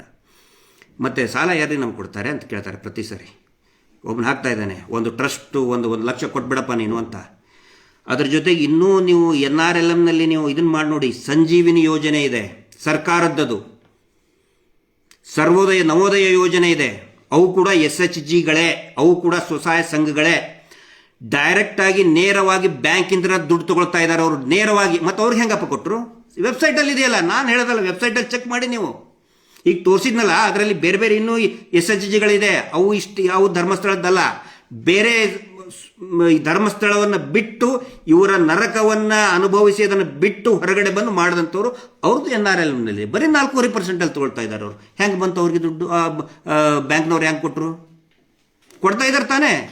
ಸುಖ ಸುಮ್ಮನೆ ನಾವು ಬ್ಯಾಂಕ್ನವ್ರಿಗೆ ಬೈಯೋದಲ್ಲ, ಇನ್ಯಾರ್ಯಾರಿಗೂ ಬೈಯೋದಲ್ಲ. ಇವ್ರು ಎಲ್ಲಿ ಕೆಲಸ ಮಾಡ್ತಾರೆ ಜಾಲಿ ಕಂಟಿ ಇದ್ದಂಗೆ ಬ್ಯಾಂಕ್ನವ್ರಿಗೂ ಲೋನ್ ಕೊಡಲೇ ಇರೋದಕ್ಕೆ ಸ್ಟಾಪ್ ಮಾಡ್ತಾರೆ. ಹೆಂಗೆ ಬಂತು ಮತ್ತೆ ಲೋನ್? ಹೆಂಗೆ ಸಿಕ್ತು ಅವ್ರಿಗೆ? ಬೇರೆ SHGಗಳಿಗೆ, ಬೇರೆ ಸ್ವಸಹಾಯ ಸಂಘದವ್ರಿಗೆ ಬ್ಯಾಂಕ್ನವರೇ ಕೊಟ್ಟಿರ್ತಾನೆ. ಇದರಲ್ಲಿ ಇದೆ, ಇನ್ನೂ ಚೆಕ್ ಮಾಡಿ ನೀವು. ಬ್ಯಾಂಕ್ ಆಫ್ ಬರೋಡಾ ಎಷ್ಟು ಸಂಘಗಳಿಗೆ ಸಾಲ ಕೊಟ್ಟಿದೆ ಅಂತ ಇದೆ, SBI ಎಷ್ಟು ಕೊಟ್ಟಿದೆ ಅನ್ನೋದಿದೆ ಇದರಲ್ಲಿ. ಎಲ್ಲ ರಾಷ್ಟ್ರೀಕೃತ ಬ್ಯಾಂಕ್ಗಳು ಎಷ್ಟು ಜನರಿಗೆ ಸ್ವಸಹಾಯ ಗುಂಪುಗಳಿಗೆ ಸಾಲವನ್ನು ಕೊಟ್ಟಿದ್ದಾವೆ, ಎಷ್ಟು ಪರ್ಸೆಂಟಲ್ಲಿ ಕೊಟ್ಟಿದ್ದಾರೆ ಅಂತ ಎಲ್ಲ ಇದೆ. ಮತ್ತು ಅವ್ರಿಗೆ ಹೆಂಗಪ್ಪ ಕೊಟ್ಟರು?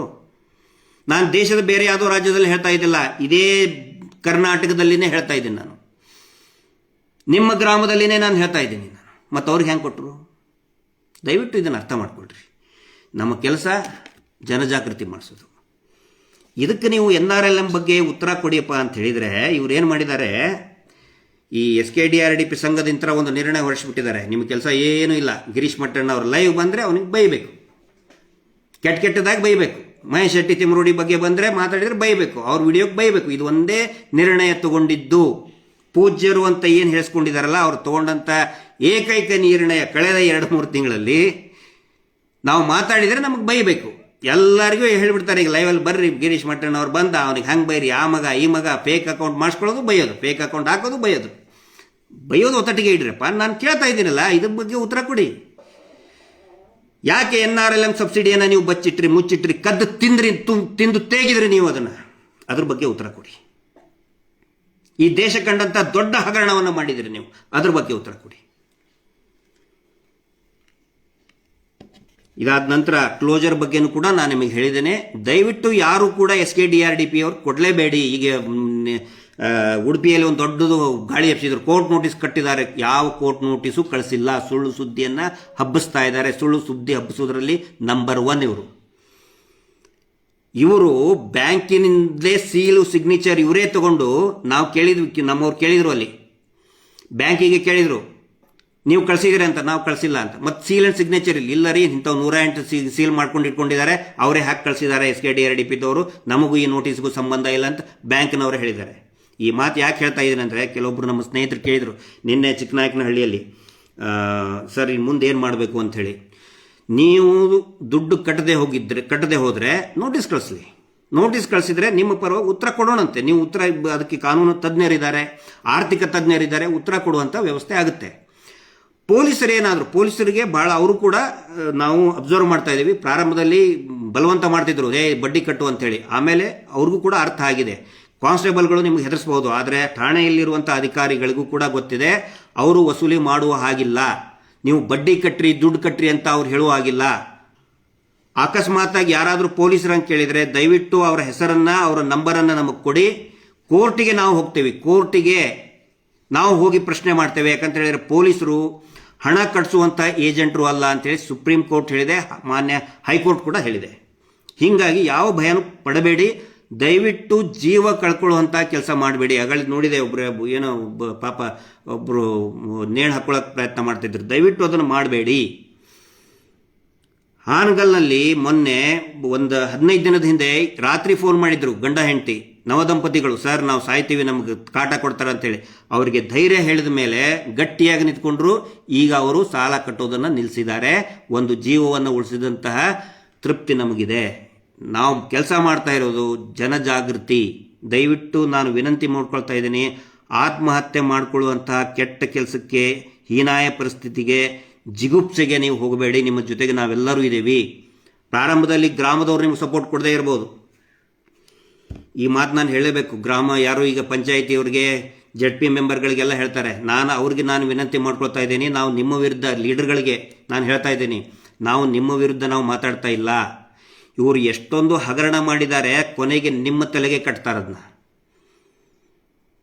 ಆಯಿತು, ಕಟ್ಟಿಸ್ಕೋಬೇಕಿತ್ತು ಅಂತ ಹೇಳಿದರೆ ದಾಖಲೆ ತಗೊಂಡು ಬಂದು ತೋರ್ಸಂಥೇಳಿ ಮೊದಲು. ನೀವು ಕಟ್ಟಿಸ್ಬೇಕಾಗಿತ್ತು ಅಂತ ಹೇಳಿದರೆ ಬ್ಯಾಂಕಿಗೆ ಕಟ್ಟಿಸಿ. ಆ ದಾಖಲೆಗಳು ತಗೊಂಡ್ಕೊಂಡು ಬಂದರೆ ಬ್ಯಾಂಕಿಗೆ ಕಟ್ಟಿಸಿ. ಇವ್ರು ಏನು ಮಾಡ್ತಾರೆ, ಇವರು ಹಳ್ಳಿ ಒಳಗೆ ಪಂಚಾಯತಿ ಅಧ್ಯಕ್ಷರು, ಲೀಡರ್ಗಳು, ಮಾಜಿ ಅಧ್ಯಕ್ಷರು ಯಾರಾದರೂ ಇರ್ತಾರೆ, ಅವ್ರನ್ನ ಹಿಡ್ಕೊಂಡು ಬರ್ತಾರೆ. ಅವ್ರ ಕಡೆಯಿಂದ ಏನಾದರೂ ಕಾರ್ಯಕ್ರಮದ ರಿಬ್ಬನ್ ಕಟ್ ಮಾಡಿಸ್ತಾರೆ, ಒಂದು ಕಾರ್ಯಕ್ರಮ ಮಾಡಿಸಿ ಅವ್ರನ್ನ ಕುಂದಿರಿಸಿ ಅವ್ರ ಸನ್ಮಾನ ಮಾಡ್ತಾರೆ. ಮಾಡಿ ಎಲ್ಲವನ್ನು ಕೂಡ ಅವ್ರ ತಲೆಗೆ ಕಟ್ತಾರೆ ಅವರು. ನಾಳೆ ಇದು ಹಗರಣ ಆಗಿ ಎನ್ಕ್ವೈರಿ ಸ್ಟಾರ್ಟ್ ಆದರೆ ನಮಗೇನು ಗೊತ್ತಿಲ್ಲ, ಪೂಜ್ಯರಿಗೂ ಇದಕ್ಕೂ ಸಂಬಂಧನೇ ಇಲ್ಲ. ನಾವು ಬಹಳ ದೊಡ್ಡ ಏನೋ ದೇವರಂಥ ಮನುಷ್ಯರು ಅಂತ ಹೇಳಿ ನಿಮ್ಮ ತಲೆಗೆ ಹಗರಣವನ್ನು ಕಟ್ತಾರೆ. ಅದ್ರ ಸಲುವಾಗಿಯೇ ಇವರ ಯಾವುದೇ ದಾಖಲೆಗಳಿಗೂ ಕೂಡ ಸಹಿ ಮಾಡ್ತಾ ಇಲ್ಲ. ಸ್ಟೇಟ್ಮೆಂಟ್ ಕೊಡ್ತೀವಿ ಅಂತ ಹೇಳ್ತಾರಲ್ಲ, ಒಂದಾದರೂ ಸ್ಟೇಟ್ಮೆಂಟಿಗೆ ಪ್ರಬಂಧಕರು, ನಿಯೋಜಕರು ಅಂತ ಕೆಳಗಡೆ ಇದೆ, ಇವತ್ತಿನವರೆಗೂ ಸಹಿ ಮಾಡಿದ್ದು ಒಂದು ಕೂಡ ಕೊಡಲ್ಲ ಅವರು. ಕೊಡಂತ ಹೇಳಿ ನೋಡೋಣ. ಯಾಕಂತ ಹೇಳಿದರೆ ಅವ್ರಿಗೆ ಗೊತ್ತಿದೆ ಇದು ಹಗರಣ ಆಗ್ತಾ ಇದೆ ಅಂಥೇಳಿ. ನಾಳೆ ಏನಾದರೂ ಆದರೆ ನಿಮ್ಮ ತಲೆಗೆ ಕಟ್ತಾ ಇದ್ದಾರೆ. ಆ ಮಂಗ್ಯ ಬೆಣ್ಣೆ ತಿಂದು ಆಡಿನ ಮೂತಿಗೆ ಒರೆಸ್ತಂತಲ್ಲ, ಆ ಕೆಲಸವನ್ನು ಮಾಡ್ತಾರೆ. ದಯವಿಟ್ಟು ಜನಗಳಿಗೆ ನೀವು ಒತ್ತಾಯ ಮಾಡಬೇಡಿ. ನಿಮ್ಮ ಜನಗಳಿಗೆ, ಅವರಿಂತ ನೀವು ಆಯ್ಕೆ ಆಗಿ ಬಂದಂಥವರು, ದಯವಿಟ್ಟು ಜನಗಳಿಗೆ ಒತ್ತಾಯ ಮಾಡಬೇಡಿ. ಬ್ಯಾಂಕಿಗೆ ಹೋಗಿ ಕಟ್ಟೋದಕ್ಕೆ ಹೇಳಿ ಅವರಿಗೆ. ಬ್ಯಾಂಕು ಸರಿಯಾದ ದಾಖಲೆ ಕೊಡಲಿ, ಕಟ್ಟೋದಕ್ಕೆ ಹೇಳಿ. ನಾವು ಕೂಡ ಬ್ಯಾಂಕಿಗೆ ದುಡ್ಡು ಕಟ್ಟಬೇಡಿ ಅಂತ ಎಲ್ಲೂ ಹೇಳಿಲ್ಲ, ಆ ಥರ ಹೇಳೋದಕ್ಕೆ ಬರೋದಿಲ್ಲ ನಾವು. ಇದು ತಮ್ಮೆಲ್ಲರ ಗಮನಕ್ಕಿರಲಿ. ಆನಂತರ ಇನ್ನೊಂದು ನೋಟ್ಬುಕ್ ಬಗ್ಗೆ ನಾನು ಹೇಳ್ಬೇಕು. ಇವ್ರು ಹೇಳ್ತಾರೆ ಪ್ರತಿಯೊಂದಕ್ಕೂ ಕೂಡ ಒಂದು ನಮ್ಮ ಒಬ್ಬಳು ಹೆಣ್ಮಗಳು ಹೇಳ್ತಾ ಇದ್ಲು, ನೋಟ್ಬುಕ್ ತೋರಿಸೋದು ನೀವೇನೇ ಕೇಳ್ರಿ, ಇದರಲ್ಲಿ ಎಲ್ಲ ಇದೆ ನೋಟ್ಬುಕ್. ಹಿಂಗೆ ಒಂದು ನೋಟ್ಬುಕ್ ಹಿಡಿತಾರೆ, ಇದರಲ್ಲಿ ಎಲ್ಲ ಐತೆ, ಇದರಲ್ಲಿ ಎಲ್ಲ ಐತೆ. PRK ಬಾಂಡ್ ಬಗ್ಗೆ ಕೇಳಿದರೆ ಇದರಲ್ಲಿ ಎಲ್ಲ ಐತೆ. ಸೇವಿಂಗ್ ಅಮೌಂಟ್, ಉಳಿತಾಯದ ಹಣ ಕೇಳಿದರೆ ಇದರಲ್ಲಿ ಎಲ್ಲ ಐತೆ ಅಂತ ಹೇಳ್ತಾರಲ್ಲ. IT ಡಿಪಾರ್ಟ್ಮೆಂಟ್ಗೆ IT ರಿಟರ್ನ್ಸ್ ಮಾಡಬೇಕಾದ್ರೆ, ಅಮ್ಮ ತಾಯಿ ನೀವು ಮುತ್ತ ನಂತರ ಮಾತು ಹೇಳಿದ್ರಿ, ಇದು RBI ನಿಂತರನೇ ನಡೀತದೆ ಅಂಥೇಳಿ. IT ರಿಟರ್ನ್ಸ್, ಇನ್ಕಮ್ ಟ್ಯಾಕ್ಸ್ ಇಲಾಖೆದವ್ರಿಗೆ ನಾಳೆ ಏನಾದರೂ IT ರಿಟರ್ನ್ಸ್ ಕೇಳಿದರೆ ಹಿಂಗೆ ತೋರ್ಸೋಕ್ಕಾಗತ್ತಾ? ನೋಟ್ಬುಕ್ ತೊಗೊಂಡು ಬಂದು IT ರಿಟರ್ನ್ಸ್ ನೋಡ್ರಿ ಹಿಂಗೆಲ್ಲ ಐತೆ ಅಂತ ಹೇಳಿದ್ರೆ ಕೊಡ್ತಾರ? ಇದಕ್ಕೆ ಸ್ವಲ್ಪ ಅರ್ಥ ಮಾಡ್ಕೊಳ್ಳಿ. ಆಮೇಲೆ ನೋಟ್ಬುಕ್ಕಲ್ಲಿ ನೀವು ಅಗ್ರಿಮೆಂಟ್ ಮಾಡ್ಕೊಂಡಿದ್ದೀವಿ, ವಾರದ ಬಡ್ಡಿ ಬಗ್ಗೆ ಅಗ್ರಿಮೆಂಟ್ ಮಾಡ್ಕೊಂಡಿದ್ದೀವಿ, ವಾರ ವಾರ ಕಟ್ತೀವಿ ಅಂತೇಳಿ. ಇದಕ್ಕೆ ನಾನು ಉತ್ತರ ಎಕ್ಸ್ಪ್ಲನೇಷನ್ ಕೊಡಲೇಬೇಕು. ನೋಡಿ, ಒಂದು ಉದಾಹರಣೆ ಕೊಡ್ತೀನಿ ನಾನು. ಒಬ್ಬನು ಕಳ್ಳನಾಟ ದಂಧೆ ಮಾಡ್ತೀನಿ ಅಂತ ಅಗ್ರಿಮೆಂಟ್ ಮಾಡ್ಕೋದ ಅಂತ ತಿಳಿರಪ್ಪ. ಪ್ರತಿ ವಾರ ಕಳ್ಳನಾಟ ನಾನು ನಿನಗೆ ಕಳಿಸ್ಕೊಡ್ತೀನಿ ಅಂತ ಅಗ್ರಿಮೆಂಟ್ ಮಾಡ್ಕೊಡ್ತಾನೆ. ನಡೀತದ ಅದು? ಕೊಟ್ಟಿ ಸಾರಾಯಿ ತಂದು ಸಪ್ಲೈ ಮಾಡ್ತೀನಿ ಪ್ರತಿ ವಾರ ಅಂತ ಅಗ್ರಿಮೆಂಟ್ ಮಾಡ್ಕೋತಾನೆ. ನಡೀತದ ಅದು? ನಡೆಯುವುದಿಲ್ಲ. ಯಾಕಂತ ಹೇಳಿದರೆ ಅದು ಕಾನೂನು ಬಾಹಿರವಾಗಿ ನೀವು ಅಗ್ರಿಮೆಂಟ್ ಮಾಡಿಕೊಂಡ್ರೆ ಅದಕ್ಕೆ ಯಾವುದೇ ಮಾನ್ಯತೆ ಇಲ್ಲ. ನೀವು ನೋಟ್ಬುಕ್ಕಲ್ಲಿ ಪ್ರತಿ ವಾರ ಕಟ್ತೀನಿ ಅಂತ ಹೇಳಿದ್ರೆ ಅದಕ್ಕೆ ಮಾನ್ಯತೆ ಇಲ್ಲ. ನಾನು ಆಗ ನಿಮಗೆ RBI ದಾಖಲೆ ಮುಂದಿಟ್ಟು ತೋರಿಸಿದೆ. RBI ಹೇಳೋದು ಪ್ರತಿ ತಿಂಗಳು ಅಥವಾ ವರ್ಷಕ್ಕೆ 4 ಸಾರಿ. ಹೀಗಾಗಿ ಅದು ಯಾವುದು ಮಾನ್ಯತೆ ಓದಕ್ಕೆ ಬರಲ್ಲ, ಬರೆಯಕ್ಕೆ ಬರಲ್ಲ, ಏನಂತ ಗೊತ್ತಿಲ್ಲ, ಸುಮ್ಮನೆ ಹಿಂಗೆ ಇಟ್ಕೊಂಡು ಸೈನ್ ಮಾಡಿಸ್ತೀರಿ, ಅದು ಮಾನ್ಯತೆ ಬರುವುದಿಲ್ಲ. ಇದು ಇವತ್ತಿನ ಈ ಸಂದರ್ಭದಲ್ಲಿ ಹೇಳ್ತಕ್ಕಂಥ ಮಾತು. 18ನೇ ತಾರೀಕಿಗೆ ನಮ್ಮನ್ನು ಅಗಲಿದಂತಹ ಕುಮಾರಿ ಸೌಜನ್ಯ, ಅವಳ ಹುಟ್ಟುಹಬ್ಬ ಇದೆ ನೋಡಿ. ಈ ಸಂದರ್ಭ 12 ವರ್ಷ ಆಯಿತು. ಅಕ್ಟೋಬರ್ 9ನೇ ತಾರೀಕಿಗೆ ಈ ಹೊತ್ತಿಗೆ ಅವಳನ್ನ ಕರ್ಕೊಂಡೋಗಿ ಅತ್ಯಾಚಾರ ಮಾಡಿ ಕೊಲೆ ಮಾಡ್ತಾರೆ. 18ನೇ ತಾರೀಕಿಗೆ ಹುಟ್ಟಹಬ್ಬ. ಪಾಪ ಹೆಣ್ಮಗಳು ಹುಟ್ಟಹಬ್ಬ ಮಾಡೋಕ್ಕೂ ಕೂಡ ಆಗಿರಲ್ಲ. ನಾನು ಎಲ್ಲರಿಗೂ ವಿನಂತಿ ಮಾಡೋದು, ಕೆಲವೊಬ್ಬರು ಕೇಳ್ತಾರೆ ಇದರಿಂದ ನಿಮ್ಗೇನು ಲಾಭ ಅಂಥೇಳಿ. ನಾವು ಕೇಳ್ಕೊಳ್ಳೋದಿಷ್ಟೇ, ದಯವಿಟ್ಟು ಎಲ್ಲರೂ ಕೂಡ ಇದು ಮಂಜುನಾಥ ಸ್ವಾಮಿಯ ಕೆಲಸ, ಮಂಜುನಾಥ ಸ್ವಾಮಿಯ ಸೇವೆ, ಸೌಜನ್ಯ ಹೋರಾಟ ಅಂತ ಹೇಳಿದರೆ ನಾವು ಮಂಜುನಾಥ ಸ್ವಾಮಿಯ ಸೇವೆ ಅಂತ ನಾವು ಈ ಹೋರಾಟವನ್ನು ಮಾಡ್ತಾಯಿದ್ದೀವಿ. 18ನೇ ತಾರೀಕಿಗೆ ಕುಮಾರಿ ಸೌಜನ್ಯಾಳ ಹುಟ್ಟುಹಬ್ಬವನ್ನು ದಯವಿಟ್ಟು ಪ್ರತಿಯೊಬ್ಬರು, ನಿಮ್ಮಿಂದ ನಮಗೇನು ಬೇಡ. ಎಷ್ಟೋ ಜನ ಇವತ್ತು 4 ಲಕ್ಷ 5 ಲಕ್ಷ ಸಾಲ ಮಾಡಿದವರು ಉಳ್ಕೊಂಡಿದ್ದಾರೆ. ಆತ್ಮಹತ್ಯೆ ಪರಿಸ್ಥಿತಿಗೆ ಹೋದಂಥವ್ರು ಇವತ್ತು ಧೈರ್ಯವಾಗಿದ್ದಾರೆ. ಅವರಿಂದ ನಾವು 1 ರೂಪಾಯಿನೂ ಕೇಳಲ್ಲ. ನಮಗೆ ಇನ್ಯಾವುದೋ ಕೆಲವೊಬ್ರು ಹೇಳ್ತಾ ಇದ್ದಾರೆ, ನಿಮ್ಗೆ ಯಾವುದೋ ಫೈನಾನ್ಸ್ ಕಾರ್ಪೊರೇಷನ್ ಅಂತ ನಿಮ್ಗೆ ಅನ್ಕೊಂಡು, ನಮಗೇನು ಬೇಡದು. ನಾವು ನಿಮಗೆ ವಿನಂತಿ ಮಾಡ್ಕೊಳ್ಳೋದು, ಕೈ ಮುಗಿದು ಕೇಳ್ಕೊಳ್ಳೋದು, ದಯವಿಟ್ಟು ಎಲ್ಲರೂ ಸೌಜನ್ಯ ಹೋರಾಟದಲ್ಲಿ ಭಾಗಿಯಾಗಿ. 18ನೇ ತಾರೀಕಿಗೆ ಎಲ್ಲರೂ ಕೂಡ ಸೌಜನ್ಯಾಳ ಹುಟ್ಟುಹಬ್ಬ. ಕೇಕ್ ಕಟ್ ಮಾಡೋಕ್ಕೆ ಹೋಗಬೇಡಿ, ಕೇಕ್ ಕಟ್ ಮಾಡಿ ಅಂತ ನಾವು ಹೇಳ್ತಾ ಇಲ್ಲ. ಆದರೆ ಎಲ್ಲರೂ ನಿಮ್ಮ DPಯಲ್ಲಿ ಸೌಜನ್ಯ, ಜಸ್ಟಿಸ್ ಫಾರ್ ಸೌಜನ್ಯ ಅಂತ ಈ ರೀತಿ ಒಂದು DPಯಲ್ಲಿ ಹಾಕಿ ಸೌಜನ್ಯಳಿಗೆ ನ್ಯಾಯ ಸಿಗಲಿ, ಸೌಜನ್ಯಳಿಗೆ ನ್ಯಾಯ ಸಿಗಲಿ. 18ನೇ ತಾರೀಕಿಗೆ ದಯವಿಟ್ಟು ಈ ರಾಜ್ಯದ ಯಾರ್ಯಾರು ಈ ನಮ್ಮ ವಿಡಿಯೋ ಫೇಸ್ಬುಕ್ ನೋಡ್ತಾ ಇದ್ದೀರಿ, ಯಾಕಂತ ಹೇಳಿದರೆ ಏನು ಇವರು ಸುಳ್ಳು ಹೇಳ್ತಾರಲ್ಲ, ಅಷ್ಟು ಬಡ್ಡಿ ಇಷ್ಟು ಬಡ್ಡಿ ಅಂಥೇಳಿ ಇಷ್ಟೆಲ್ಲ ಸುಳ್ಳು ಹೇಳಿದವರು ಅವತ್ತು ಕೂಡ ಒಬ್ಬ ಸಂತೋಷ್ ರಾವ್ ಅಂತ ಅಮಾಯಕನನ್ನು ಸೇರಿಸಿಬಿಟ್ರು. CC ಕ್ಯಾಮ್ರಾನೆಲ್ಲ ಮುಚ್ಚಿಟ್ಕೊಂಡ್ರು. ಬರೀ ಸೌಜನ್ಯ ಅಲ್ಲ, ಅನೇಕ ಹೆಣ್ಣುಮಕ್ಕಳ ಅತ್ಯಾಚಾರವನ್ನು ಮಾಡಿದರು. ಮಹೇಶ್ ಶೆಟ್ಟಿ ತಿಮ್ರೋಡಿ ಅವರು ಪ್ರಶ್ನೆ ಮಾಡಿದರು, ಅವ್ರನ್ನ ಎನ್ಕೌಂಟರ್ ಮಾಡೋದಕ್ಕೆ ಪ್ರಭಾವ ಬೀರಿದಂಥ ವ್ಯಕ್ತಿಗಳು ಇವರು. ಏನು ಮೀಟರ್ ಬಡ್ಡಿ ನಿಮಗೆ ಅದಕ್ಕೆ ಏನು ಸಂಬಂಧ ಅಂತ ಕೇಳ್ತಾರಲ್ಲ, ಅವ್ರಿಗೆ ಉತ್ತರ ಕೊಡ್ತಾ ಇದ್ದೀನಿ ನಾನು. ಇದೇ ಮೀಟರ್ ಬಡ್ಡಿ ದಂಧೆಯಿಂದ ಮಾಧ್ಯಮಗಳನ್ನು, ದೊಡ್ಡ ದೊಡ್ಡ ವಕೀಲರಿಗೆ, ರಾಜಕಾರಣಿಗಳಿಗೆ ಇಲೆಕ್ಷನ್ ಫಂಡ್ ಕೊಟ್ಟು ಈ ಅವರು ಮಾಡ್ತಾ ಇರುವಂಥ ಅತ್ಯಾಚಾರವನ್ನು ಹತ್ತಿಕ್ತಾ ಅದರ ಬಯಲಿಗೆ ಬರಲಾರ್ದಂಗೆ ನೋಡ್ಕೊಳ್ತಾ ಇದ್ದಾರೆ. ಅದರ ಸಲುವಾಗಿ ಹೋರಾಟ ಮಾಡ್ತಾ ಇದ್ದೀವಿ ಸ್ನೇಹಿತರೆ. ಎಲ್ಲರಲ್ಲಿ ಕೂಡ ನಂದು ವಿನಂತಿ ಇದೆ, 18ನೇ ತಾರೀಕಿಗೆ ರಾಜ್ಯದ ಪ್ರತಿಯೊಬ್ಬರು ಕೂಡ ಯಾರ್ಯಾರು ನೋಡ್ತಾ ಇದ್ದೀರಿ, ದಯವಿಟ್ಟು ಈ ಹೋರಾಟಕ್ಕೆ ನಮ್ಮ ಜೊತೆಗೆ ಬನ್ನಿ. ಮಹೇಶ್ ಶೆಟ್ಟಿ ತಿಮ್ರೋಡಿ ಅವರ ಹೋರಾಟಕ್ಕೆ, ಸೌಜನ್ಯ ಕುಟುಂಬಕ್ಕೆ ಮತ್ತು ಯಾರು ಅತ್ಯಾಚಾರದಿಂದ ಕೊಲೆಯಾಗಿ ಅಸುನೀಗಿದ್ದಾರೆ, ಅತ್ಯಾಚಾರದಂಥ ಅತಿ ಘೋರ ಭಯಾನಕ ಕೃತ್ಯಕ್ಕೆ ತುತ್ತಾಗಿದ್ದಾರೆ, ಅವ್ರಿಗೋಸ್ಕರ ಈ ಹೋರಾಟದಲ್ಲಿ ಬನ್ನಿ. ಇದು ಮಂಜುನಾಥ ಸ್ವಾಮಿಯ ಸೇವೆ.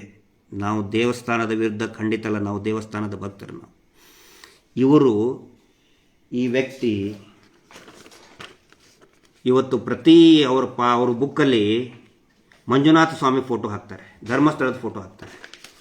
ಇದೇ ವ್ಯಕ್ತಿ ಧರ್ಮಸ್ಥಳ ಹಿಂದೂಗಳದ್ದು ಅಲ್ಲ, ನಾವು ಜೈನರು, ಧರ್ಮಸ್ಥಳ ದೇವಸ್ಥಾನನೇ ಅಲ್ಲ, ಅದು ನಮ್ಮ ಜೈನರ ಸ್ವಂತ ಆಸ್ತಿ, ಇನ್ಸ್ಟಿಟ್ಯೂಟ್ ಅಂತ ಬರೆದು ಕೊಟ್ಟಂತಹ ಈ ವ್ಯಕ್ತಿ ಇವತ್ತು ಬಡ್ಡಿ ವಸೂಲಿ ಮಾಡೋದ್ರ ಸಲುವಾಗಿ ಹಿಂದೂಗಳ ಪವಿತ್ರ ದೇವಸ್ಥಾನವಾದಂಥ ಧರ್ಮಸ್ಥಳದ ಹೆಸರನ್ನು ಉಪಯೋಗ ಮಾಡಿಕೊಳ್ತಾರೆ. ಮಂಜುನಾಥ ಸ್ವಾಮಿಯ ಫೋಟೋವನ್ನು ಮುಂದಿಟ್ಟು ದುಡ್ಡನ್ನು ವಸೂಲಿ ಮಾಡ್ತಾ ಇದ್ದಾರೆ. ಅನ್ಯಾಯ ಅಲ್ವಾ ಇದು? ದೇವರ ವ್ಯಾಪಾರ ಅಲ್ವಾ ಇದು? ಹೋರಾಟ ಮಾಡಕ್ಕೆ ಬಂದರೆ ನೀವು ದೇವರಿಗೆ ಅವಮಾನ ಮಾಡ್ತೀರಿ ಅಂತಿದ್ರಿ. ನಮ್ಮ ದೇವರು ರೀ ಅದು, ಹಿಂದೂಗಳು, ನಾವು ಹಿಂದೂಗಳು, ನಮ್ಮ ಪವಿತ್ರ, ನಮ್ಮ ಸನಾತನ ಹಿಂದೂ ಧರ್ಮದ ದೇವರದು.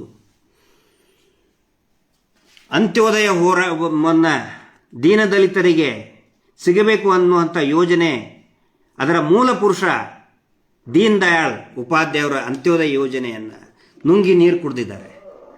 ಇದು ನಿಮ್ಗೆ ಅರ್ಥ ಆಗಲಿ. ದಯವಿಟ್ಟು ಎಲ್ಲರೂ ಜಾಗೃತರಾಗಿ, ಯಾರೂ ಇವರಿಗೆ ಹೋಗಿ ದುಡ್ಡು ಕಟ್ಟಬೇಡಿ. ನೀವು ಕೊಟ್ಟಿರೋಂಥ ಎಲ್ಲ ದುಡ್ಡು ಕೂಡ ಇವರ ಸ್ವಂತ ಲಾಭಕ್ಕೋಸ್ಕರ ಉಪಯೋಗ ಮಾಡ್ಕೋತಾರೆ. ಹೋರಾಟದಲ್ಲಿ ಭಾಗಿಯಾಗಿ ಅಂತ ಮತ್ತೊಮ್ಮೆ ತಮಗೆ ಹೇಳ್ತಾ ಇವತ್ತಿನ ಈ ಲೈವ್ ಪ್ರೋಗ್ರಾಮನ್ನು ಮುಗಿಸ್ತಾ ಇದ್ದೀನಿ. Justice for Soujanya. ನಮಸ್ತೆ.